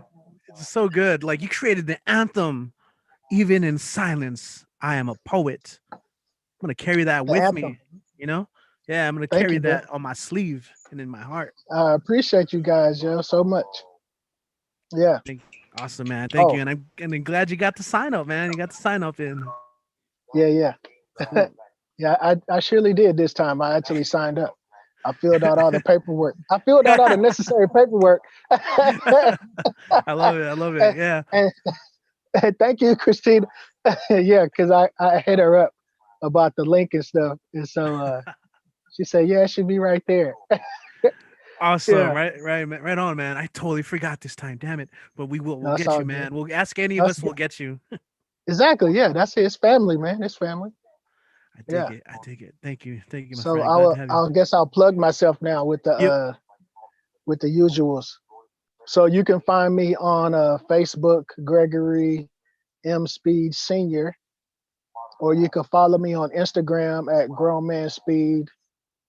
I have a book on Amazon currently. It's titled Hidden Perfectly in Plain Sight. I also have some GMS or Grown Man Speed t-shirts that I'm printing, and you can get a book deal and a t-shirt deal. So you can drop me a message on the Instagram in my inbox or on Facebook in my inbox. And I'll put my email in the chat though. And I appreciate y'all, man, so much. Yeah, right on, man. Definitely. I'm gonna hit you up on that for sure. For And, sure. yeah, man. 2021. I'm gonna try and hit everyone up for their merchandise. All right. And stuff. Exactly. Yeah. Cool. Thank you, man. All right. Let's see. All right. Thank you. Man, lots of praise too in the chat. So make sure to catch that if you haven't when you have a chance. Let's see. Sweet. We have a couple more peeps left. We're gonna go ahead and take it back to El Paso, aka El Chuco. Our next performer has been very instrumental in not only supporting Barbed Wire open mic, but a variety of events through border census.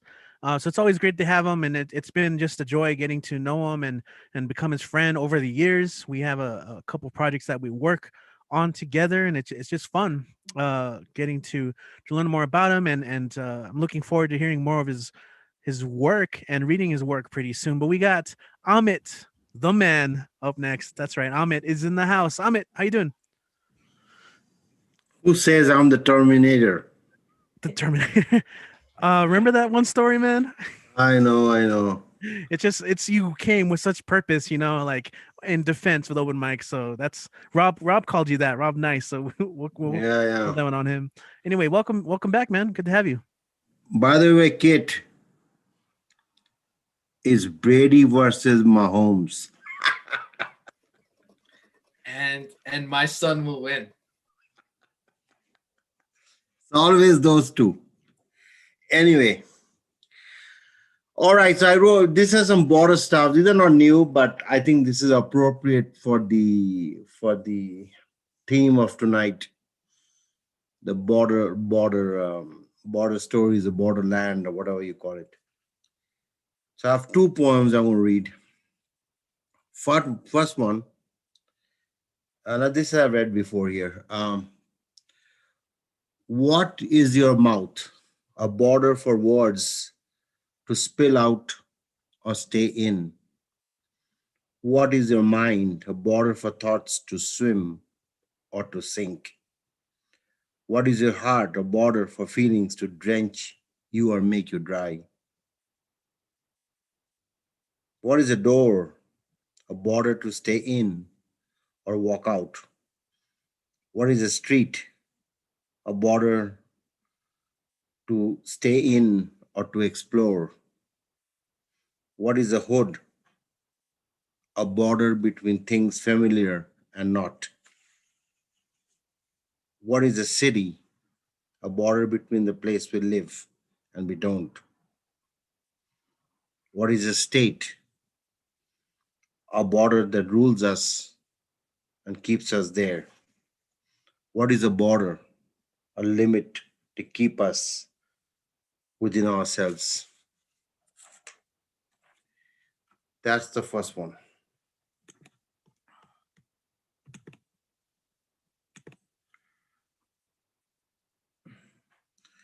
Okay, and this one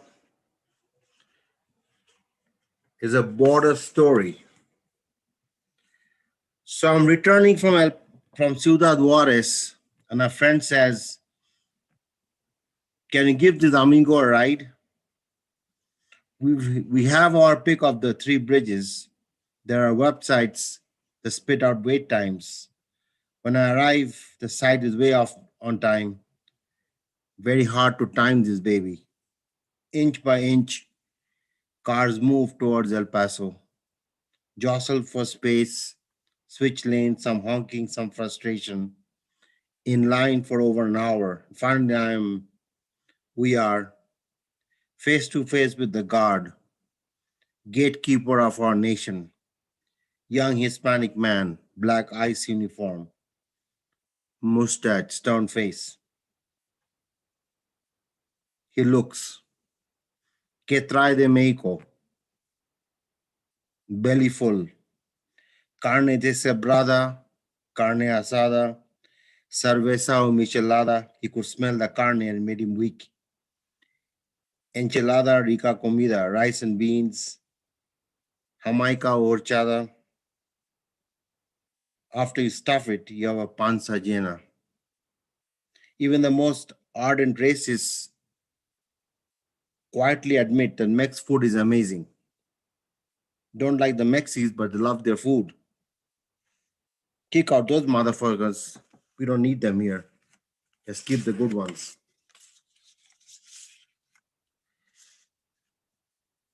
Mouthful. Amor en la tiempa de la guerra after Garcia Marquez. My passenger here is in a relationship that existed before he revived before the narco time. He had lost track of her because of the internet he found her. Came to El Paso from Chi-Town and now has to cross the border to find her.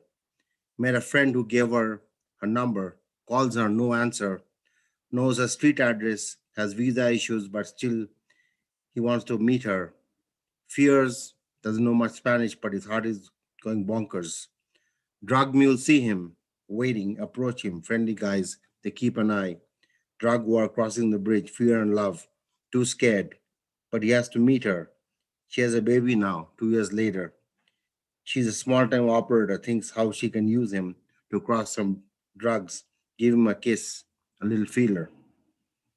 Who left him the last time in argument, but now they are together. Gives him a packet to mail, puts her in a car to drive. Friends are friends, looks calm and collected. Done jobs for a gringo, love and sex, nothing has changed. A baby on the way. She prepped him to carry when they met for the first time. It was all very casual for both. She kind of liked him, but not really. A lot of fun, but not for a Friday night. Charm of meeting an outsider, learn new things, knowing new people, hope that it would last. But these things are not meant to be transient. Heartful. Sadness for the boy that shot by the guard, an American pocho, whose family came during the revolution of 1920, when a poor Mexi shot by another Mexi, who now is an American soldado con armas. Yes, the boy didn't listen, threw rocks at the guards, played around the banks of the Rio Bravo, almost no water, the angular walls, an amusement park, or for poor 15-year-olds under the watchful eye of the Border Patrol. Yes, they are looking for terrorists, for foreign soldiers, even migras crossing illegally, but all they get is to monitor the children running around the culvert. Our motherfucking tax dollars, night goggles, computer controlled jeeps with white and green signs. Leg full. Wish the boy had the energy, or the boy threw a rock at the migra to outrun the migra or the desert or the death in the desert. Mexican government filed a complaint like one does when you're subservient. Who has the power? ¿Qué trae de México? He asks again. I say nada, nothing. My compañero stutters. Secondary, he says. Guess what happens next? Thank you.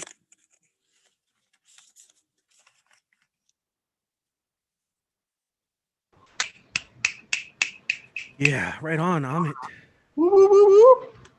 Awesome encapsulation, man, of your stories. You got these written down, right? Yeah, I think so. Oh yeah, man. I dig it. So how can we connect with you online, and you want to share any projects or anything like that? Well, a couple of ways. I think one is the Life in the Time project that Richie and I have been meaning to work on, but in February, I think we have to start. So we started a project back in late April last year, collecting stories of the COVID time. And we have received submissions from pretty much everywhere in the world, I think. So feel free to submit. I'm going to put the website here again. And I think from February, we have put our team together, and we are going to work on this publication that will be a digital publication. So feel free to submit, and I'm expecting by the time the late summer, by the time this COVID thing hopefully is behind us, we would be able to publish this to celebrate the end of this strange time that we are going through. So feel free to submit. It's we're taking writing, we are taking music, we're taking art, we're taking all kinds of publications, and we have a pretty good editorial team that will work on this in the next couple of months. So that's one. And the other one is I'm part of Border Senses, the organization that kind of umbrellas Barbed Wire. So feel free to contact us at bordersenses.com, and I have my own Facebook page with my name. So if you want to find me there, but feel free to submit, please. We would love to have you. And Richie is the main guy there. So Richie is going to do the work, primarily with our help. So yeah. Thanks everyone. This has been amazing. Cool. Awesome, man. Thank you, Element. And Life in the Time. As you said, we're gonna pick it up again and turn it into a publication, digital publication. So we're taking submissions. So you have poems, stories, or even videos that you want to submit. You can just go to lifeinthetime.com and get on that. We're gonna be revamping and getting ready for that publication. So just submit, and we're gonna work on it. And if you have any questions, you can just email me, and we're gonna be working on that pretty soon. Thank you. Thanks for sharing that as always, and it's always cool to have you here, Amit. We got two more poets left. Next up is someone who you guys are all familiar with. She gets to help. She helps me so much when she gets to host, because it's a nice break. Sometimes you got to put stuff down, and so you guys already know her energy, her power, her voice. Guys, let's go ahead and make noise and welcome the poet Khan up to the stage. I see you getting ready. What's up, Khan? Get ready for Den. Hey y'all. How y'all doing? How you doing? Great. Well,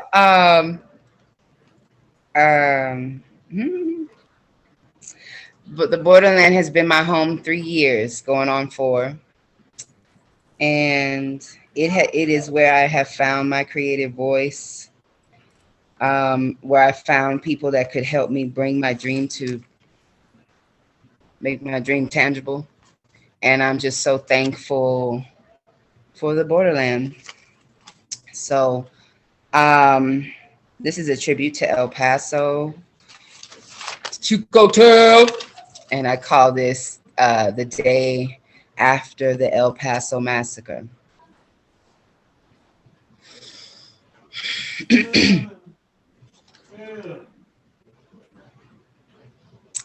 There is a breeze outside that follows a storm cry.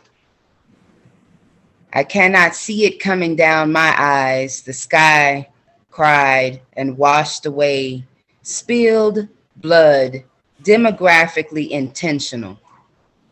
So, what's the news? White boy supremacists caught the blues, had repeated cases of mental illness.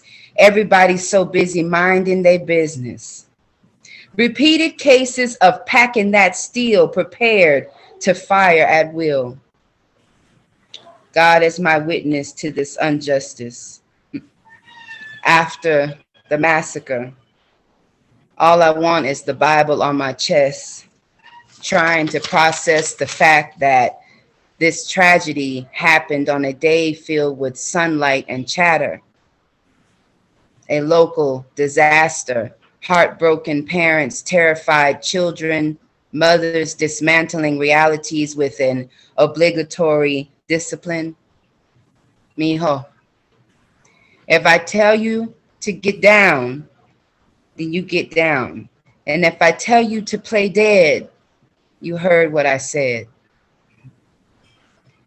Chuco is moving this morning, brave and capturing the daily routine, all the while nursing a wound far from having the stitches removed. Chuco is finding its way back to normality today. Chuco, stand up. Civilians are soliciting free hugs to the community, somehow now observing a scene of worship, acceptance, and disbelief expressing itself on the grass. No more than 500 feet away from ground zero, they danced. They danced. They danced, allowing the pain. They danced, allowing the refusal of acceptance. They danced, allowing a moment to trust again. We can never right this wrong with hatred. I mean, that's exactly what the hate in the world intends. Let's burn Chuco down to the ground. No longer Chuco, it's a ghost town. We are now aware and stare down one another, not sure from which vortex the next sorrow will come. Chuco, stand up, bright like the sun. Chuco, stand up, for the battle is already won because we fight together. Chuco boss, Chuco relic, Chuco town tattoo, Chuco rhythm and blues, Chuco rhythm and blues, Chuco history full of the tradition and pride. We hold one for the memories of our families and our hearts and forever in our minds. Keep your head to the sun. Chuco soul. One time for my 915 family. Thank y'all. Woo. Thank y'all. Yeah. Heck yeah, that's it. Fantastic. Delicious. I love it. Delicious. That's my Borderlands special. Heck yeah. So thank y'all. Thank y'all for listening. Yeah, I dig it. I dig it. We're so happy to have you here and as part of this as well. Oh man. Fantastic. Yo, how can people who are like tuning in for the first time or just meeting all of us, how can they connect with you? My kid. I'm Erica Tilley on Facebook, and I am the Poet Con. I am Poet Con Rossfire on Instagram, and I'll put that in the chat. Wherever you see poetry, you will most likely find me in the back, in the front, screaming. So thank y'all, man. Love y'all. Thank y'all so much for hanging out and being awesome. And our tribute to the Borderland, I couldn't miss it. It's precious to me. So thank y'all so much.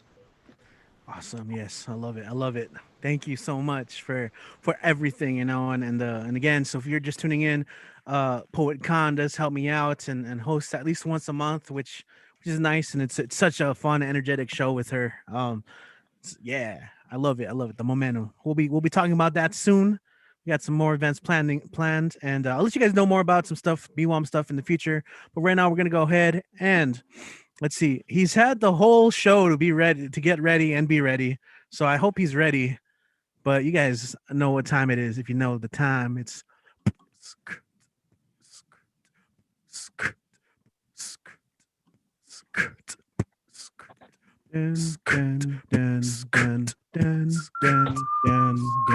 dun, dun, dun, dun, dun, dun, dun, dun, dun. Or you can just do that. Yeah, we got Dan the Man in the house. It's What's his up, time. Richie? It is his turn. It is his time to shine. He's got some poems for us. Let's go ahead and welcome him to the stage. What up, Dan?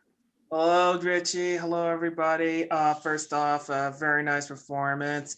You guys did. Thank you very much. All right. Excuse me. Okay.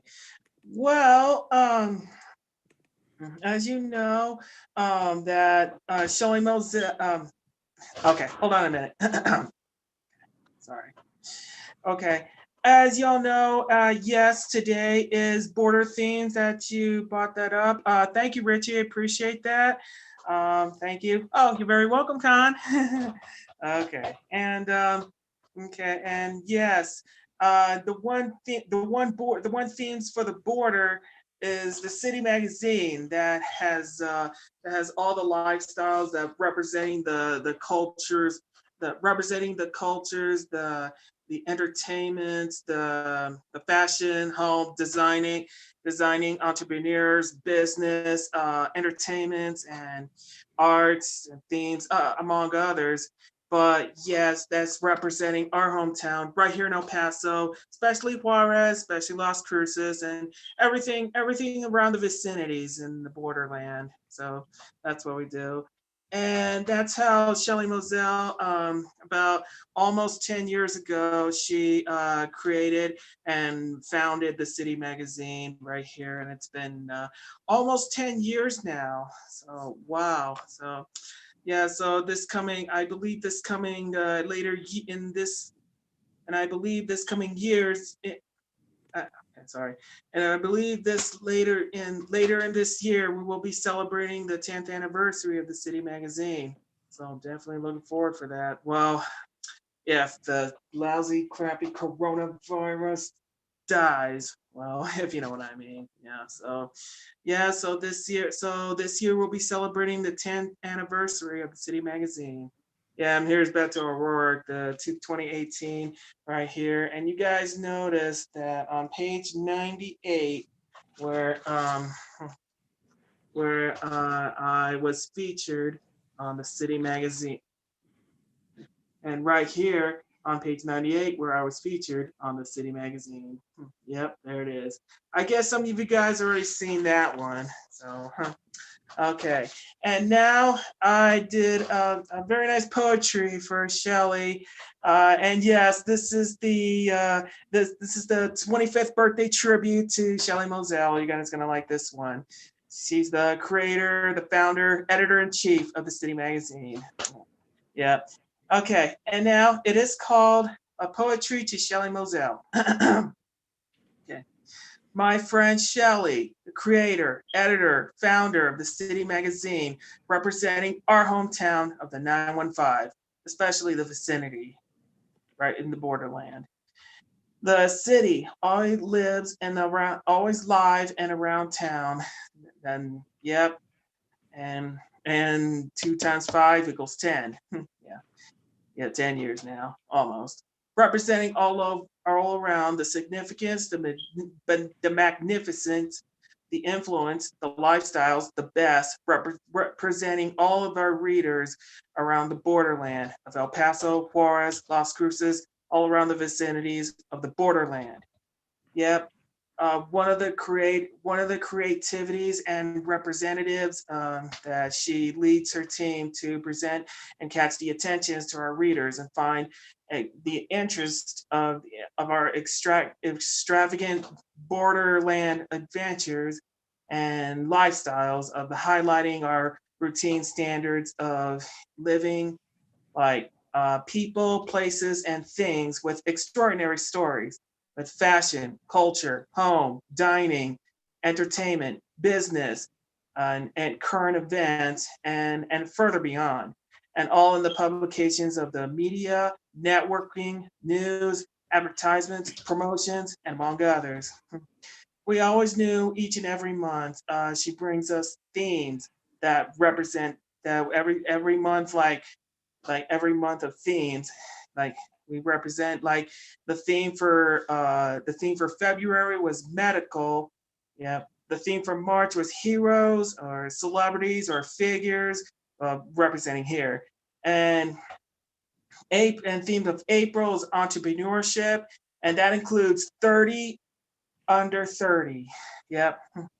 And for May is representing the women, and June in business. And in June, representing the men in business. July, sports. August, art. September, attorneys. October, fashions. November, music.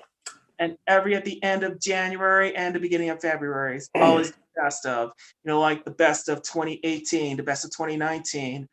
I wish we have the best of 20. All right. Besides the magazines, there's 3 backups that she created. The spaces representing homes, the weddings representing the weddings, and the after 50 representing those after 50. Yeah. She and her team brings us all the readers, all the readers' attentions with the significant themes and interests that dreams to see. And that's where the C's. Yeah. And from the quote from Roll On by E40, and I quote, "Some people took look at me and see positively, but when I see myself, I see creativity." End quote. Shelley, my friend, thank you for bringing us all the extraordinary and interest and themes that catches our eye, and also the eyes of the readers in our hometown. Speaking of hometown, thank you for representing our hometown of El Paso, and keep up what you do best as the editor-in-chief of the City Magazine, bringing us all the stories and all the greatest interests and themes all over our hometown and in the vicinity of the borderland. Say, see you later, Shelley, the creator, founder, and editor-in-chief of the City Magazine, representing our hometown of the 915 and all across the borderland. Hope all is well. Thank you. What do you think? Cool, man. That was a thorough documentation of the magazine. Very nice, very nice. Thank you. Yeah, and that's how we say it's border themes. That's all right. Thank you. Thank you, Richie, for bringing this one, for making this theme. Thank you, Richie. Appreciate it. Okay. All right. And next, since unfortunately Facebook had discontinued the creating and editing of the notes, that I usually do the birthday poems of the notes, well, on Facebook, but this is the one that you're gonna like. So here it is. It's called Shelley Moselle, based on my birthday poems on Facebook, which is, all right, you're about to find out. Here we go. She is the Aquaries of the fix, the garnet linking of the element air, meaning constancy, fascination, and happiness. And the snowdrop of the carnation, of the plum blossom, and the carifolaceae. It's because her birthday is on the 31st day of the first month in the year classified. That would be the last month of that would be the last day of the first month. Okay. Born and raised in Belen, New Mexico, prior to El Paso, Texas. From a thriving scholar to her successful rise to fame as a writer, editor, founder of the City Magazine, and editor-in-chief of the City Magazine. She embodies a woman full of drive for success. Her favorite color, red, resembles from a fruit called apple to her birthstone called garnet. This color reminds me of 2 songs, from Red, Red Wine by UB40 to Redheaded Woman by Bruce Springsteen. She symbolizes charisma, sympathy, independence, creativity, devotion, dedication, renewal, determination, confidence, strength of mind, bravery, keepsakes, patience, complexity, flexibility, portrait, faith, friendship, and most importantly, family. Shelley, my friend, here's to another year of experience. Keep up on what you do best, representing our hometown of the 915 all across the borderland, presenting the lifestyle themes every single month of the City Magazine. And especially keep up what you do best as an editor-in-chief and founder of the City Magazine. Hope boss, my best to your family, and best to the rest of the cast and crew of the City Magazine. Hope all is well. And quote. All right, what you think? Was that a quote? Did you just do an end quote for the whole piece? Did you quote your own? Maybe. Oh, sometimes I like to bring it up saying end quote. Okay. Very All right. interesting, man. Before I do, let me share this. Yeah, Dan, just show us your card, man. How can we connect with you? Okay. Hold on. You gotta let me share. Okay. You're more. All right, Yeah. guys. Just to let you know, the 25th birthday tribute. Richie, you gotta let me share. All right. Yeah, Just to let you know, the 25th birthday tribute to Shelly Moselle is this Sunday. Please do not miss it. You guys gonna like this one.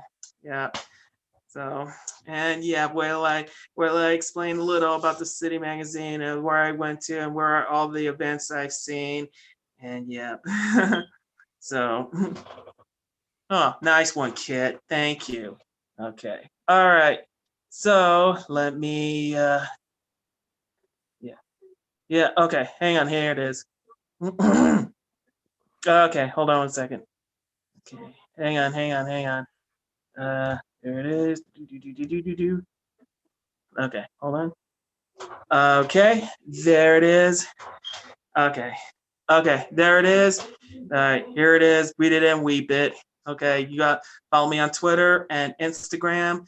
Find Animans Weekly on YouTube. Now we're crying out loud, Kit. And yeah, and find Animans. Okay, find Animans Weekly on YouTube and find it on Facebook as well. Click. All right, and okay. Hang on, let me try this again. All right. Okay. All right, and here it is. Okay, here it is. Here's my card. Read it and weep it. And yeah, there's Dan the Man's Weekly. Just find me on Twitter and Instagram. I'm not Perfect. Yeah, man. It's there, man. We can screenshot it. All Yeah, yeah. All right, please do. Okay, don't forget. All right, again, don't forget the 25th birthday tribute to Shelly Moselle, the City Magazine. Yeah, that's not her. Well, I'll show you. Here it is. Cool. Our editor-in-chief of the City Magazine. Yeah, all right. There it is. Okay, guys. Thank you very much, everybody. You have a good night. All right, back to you, Richie. Go ahead and close this off. Appreciate that, man. Thanks for the permission. Man, yeah. Much shout out to Shelly. Happy birthday. Cool. I'm gonna go ahead and do a little something to close off, I guess, really quick. Okay, cool. Check it out. So Desert Stories, one of the pieces that I've been performing a lot, like a lot, so much so that I'm kind of retiring it a little bit just because I performed it all the time, but I figured it fits the theme. I'm gonna go ahead and perform it for you guys. It's called Desert Rituals. Just because I mean there's a lot of connotations in that, and I'll just go ahead and read the poem so you guys can hear it. Duh. All right, this is Desert Rituals, and it involves the use of a vocal looper. It's off camera, but you'll hear my voice looping, so don't panic. All right, here we go. It's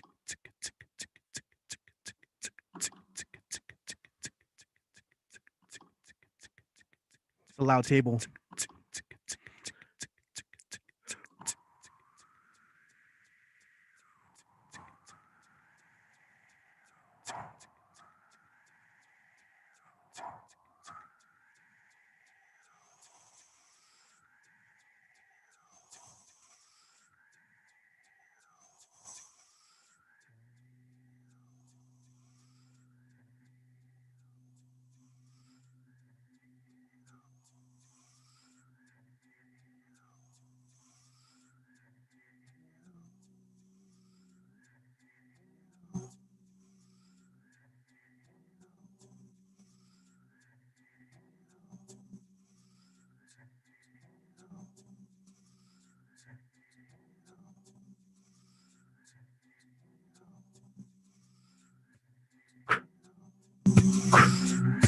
Running, running, running, we're running now. Running, running, running, we're running now. Running, running, running, we're running now. Running, running, running, we're running now. Sacred desert visions. Yo, first it was the fox, and then so much more as Brother Bear beckons breath, blows the conch, creates the blues and blessings of creation. Ay permiso. Let us through to thrive. In the desert, you can hear the sounds of existence, breathing in and out towards persistence. See, we're living to be living and living before living, but death wears the mask of the living. We are society, transcendent and incandescent light and dust as dead stars ignite to incite the unique verse of our universe. Elevate to reveal axiomatic truths. If we must die, but not until we have lived. Mira, el sol. Mira, la luna. Bodies of light and yearning bloom, children of the cosmos, bloom and return from that ether of timelessness. You see it is hidden in that lonely nopalito that grows in the desert, that dances in moonlight. You are not alone. You are only the beginning. Persist, little flower. Persist. Sprout seeds of mandala meanderings. Heartbeats of this sweet earth, death and rebirth, ashes to ashes and dust of this earth. You see the dance of life and death reveals itself to those who truly listen, who stand in resistance, majestic under the glow of a hungry moon. Breathe it in, breathe it out. Plant your roots and let it grow. Plant your roots and let them grow. Find your voice and let it flow. Plant your roots and let them grow. Find your voice and let it flow. These are our residual, spiritual, individual rituals in tune with the collective. These are our sacred desert visions, our desert rituals. Cause we're running, running, running, we're running, running now. Running, running, running, we're running now. Running, running, running, we're running now. Running, running, running, we're running now.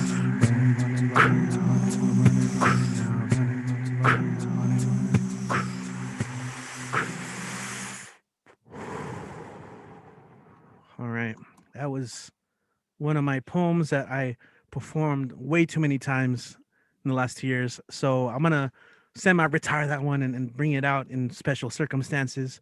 But I got two more. This next one is, yeah, and I always change it up a little bit. One of the fun things about doing these is I always kind of memorize, but also improvise and just kind of play around with some of the things. And I'll add lines and take out lines and edit on the spot. It's fun. It's each version is different. So this is actually a group poem. If you don't know, a lot of the time, well, not all the time, after this show, when the show ends, a bunch of us stick around in the Zoom call and just hang out and talk. I call it the after party. It's many things. One time, a bunch of us stuck around and played a couple games of Exquisite Corpse. And if you're not familiar, it's just a type of writing game, surrealist writing game where someone writes a line and then the next person adds to it and so on. It was interesting to try. So I think we wrote about 3 of them. So I'm going to share the shortest one because it's cool to like not only have this space and event where we share work, but I also, I want to highlight some of this because we should have read this a long time ago. And if someone can help me remind me of the authors, there's like 4 or 5 of us, I think. But this one's called Beneath the Soil.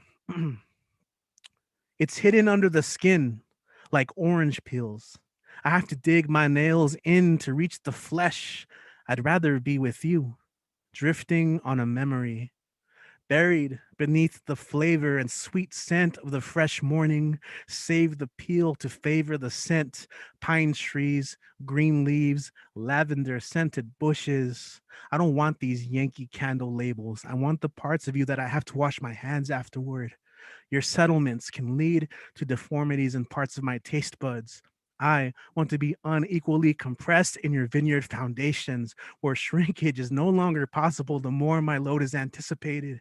They say you don't hear a tree falling in the forest, and yet I've never fallen so deep into the grip of your hands wrapped around the curve of my hips. And so I don't yell, I don't say a single word, for the motion of your body and the mind says it all.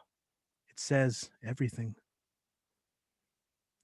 So that's a group poem that we wrote at an after party, Exquisite Corpse. We didn't leave the names. I mean, who was it? It was I was there.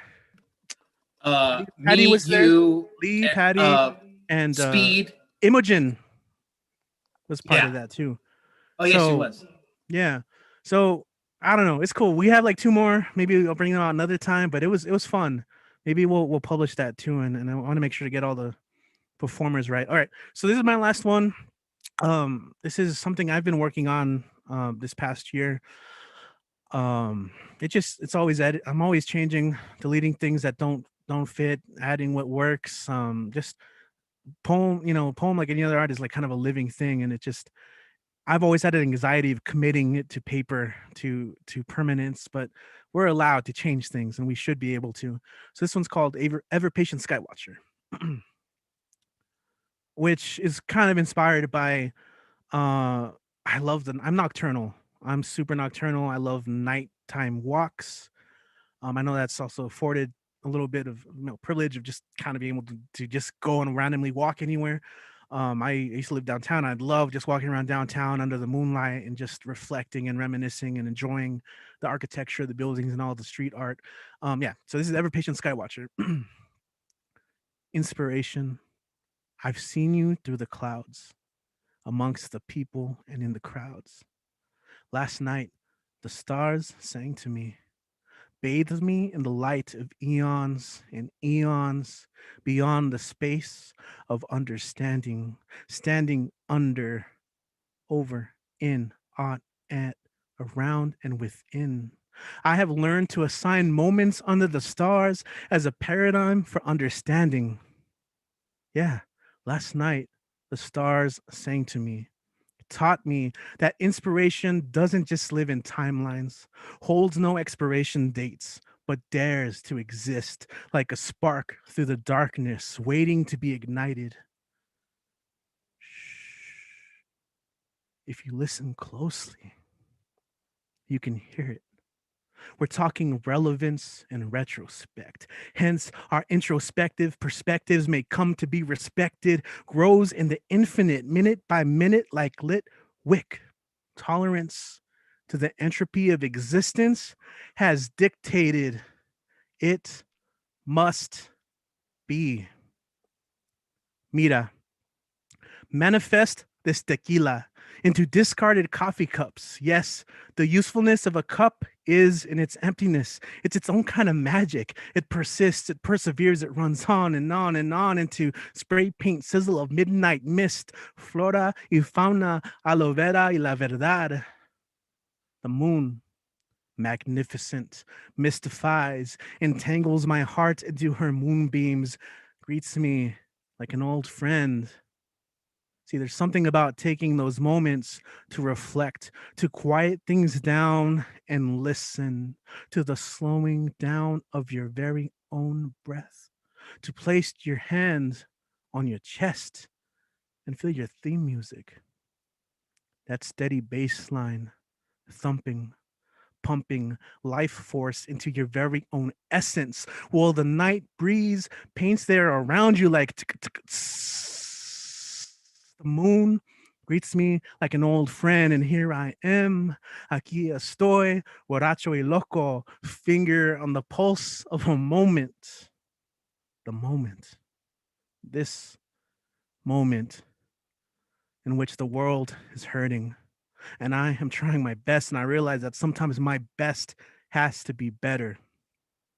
A cascade of thoughts swirling into the abyss, stretched and pulled to the sound of be better, be better, be better, be better, be better, be better, be better, be better, be better, be better, be better, be better, be better, be better, be better, be better, be better, be better, be.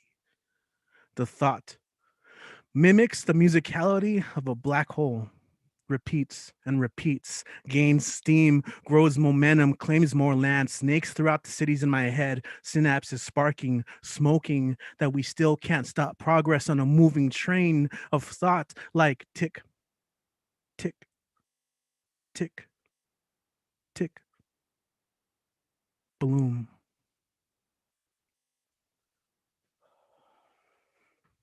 All right, so that is a work in progress. It will probably have changed by the next time I perform it. But always appreciate getting to share a little bit at the end of the night. Man, I'm inspired by everyone's work and words and persistence and perseverance. And man, we're gonna be back every Monday. So a couple notes as we close out the show. First of all, much love. If you guys want to unmute, make noise to for everyone who performed, for everyone who did their thing today, for everyone who was listening on YouTube or watching at some point in the the existence of the universe. Yo, make some noise for everyone. Oh, it's all over the Like that. world. Woo! I dig it. I dig it. I put everyone on the spot. Like oh, what? Make noise. It's cool. I feel it. All right. I feel it. Okay, so couple things. So yeah, we're gonna be here on Mondays. As always, if you haven't already, follow us online, Barbed Wire Open Mic Series. You can just type that in and we will show up. Facebook, Instagram, Twitter, YouTube. We use that all. Should we do a TikTok? I don't know. That's a different thing altogether, but check it out. In addition to the open mics, I'm continuing to try and think of ways in which we can be a platform, bring people together, and showcase people's work. And so something that I'm bringing back, I did one episode of this in 2020. I thought it was cool enough to try. I'm gonna try it again because it's a little different than this. It's a radio show essentially where people can send in audio of their work. And so it's called Spacious Solidarity. When we first started, doing the whole quarantine, stay-at-home orders and everything, one of the big phrases everyone was using was social distancing. And language is so important to like shaping the way we feel about things, or it reflects the way we feel about things. And so as an alternative to social distancing, I heard the phrase spacious solidarity, which I absolutely love. And so I decided to name the show Spacious Solidarity. Volume 1 is already out. You can find it on YouTube. I believe it's also on Spotify, Apple Podcasts, and just a bunch of people sharing their work. Volume 2, I actually have a whole episode of Volume 2. I just need to edit it. So that's going to happen. But I'm going to go ahead and start accepting submissions very soon for Volume 3. So I'm going to let you guys know about that as the time goes on. If you follow us on social media or follow me, I'll definitely post about it and let you know more about that. I'm also starting a video series called Fresh Cuts, BWOMS, Fresh Cuts. And so I do have access to a studio space. I'm going to invite people in to come in and record their poems, their songs. I've been upgrading my video and audio setup. And so I'll give you, what I'll do is I'll be able to record high quality audio of your poems with some nice video, some 4K video. And I'm going to start that process pretty soon. Obviously, I'm going to adhere to, COVID requirements to make sure we're safe. It would just be us two in the room or whoever I'm recording with. Surfaces cleaned and wiped, masks required when we're not filming. But I'll let you guys know more about that as well. I'm experimenting with footage. There's a lot of stuff in the works, is what I'm saying. But and ultimately it's for us, the community, for all of you guys. So I want to thank you for tuning in to another stay-at-home open mic. Much love to everyone. I'm gonna go ahead and end the live stream. Thanks to everyone who tuned in. If you are on YouTube, definitely make sure to click the like button. If you haven't already, subscribe, and you can click on that little bell notification to be notified when we go live in the future and when we post new content. Lastly, definitely leave a comment below. What did you like? What lines hit you? This is the way we can all interact with each other. So I appreciate it. Thank you guys. Enjoy the rest of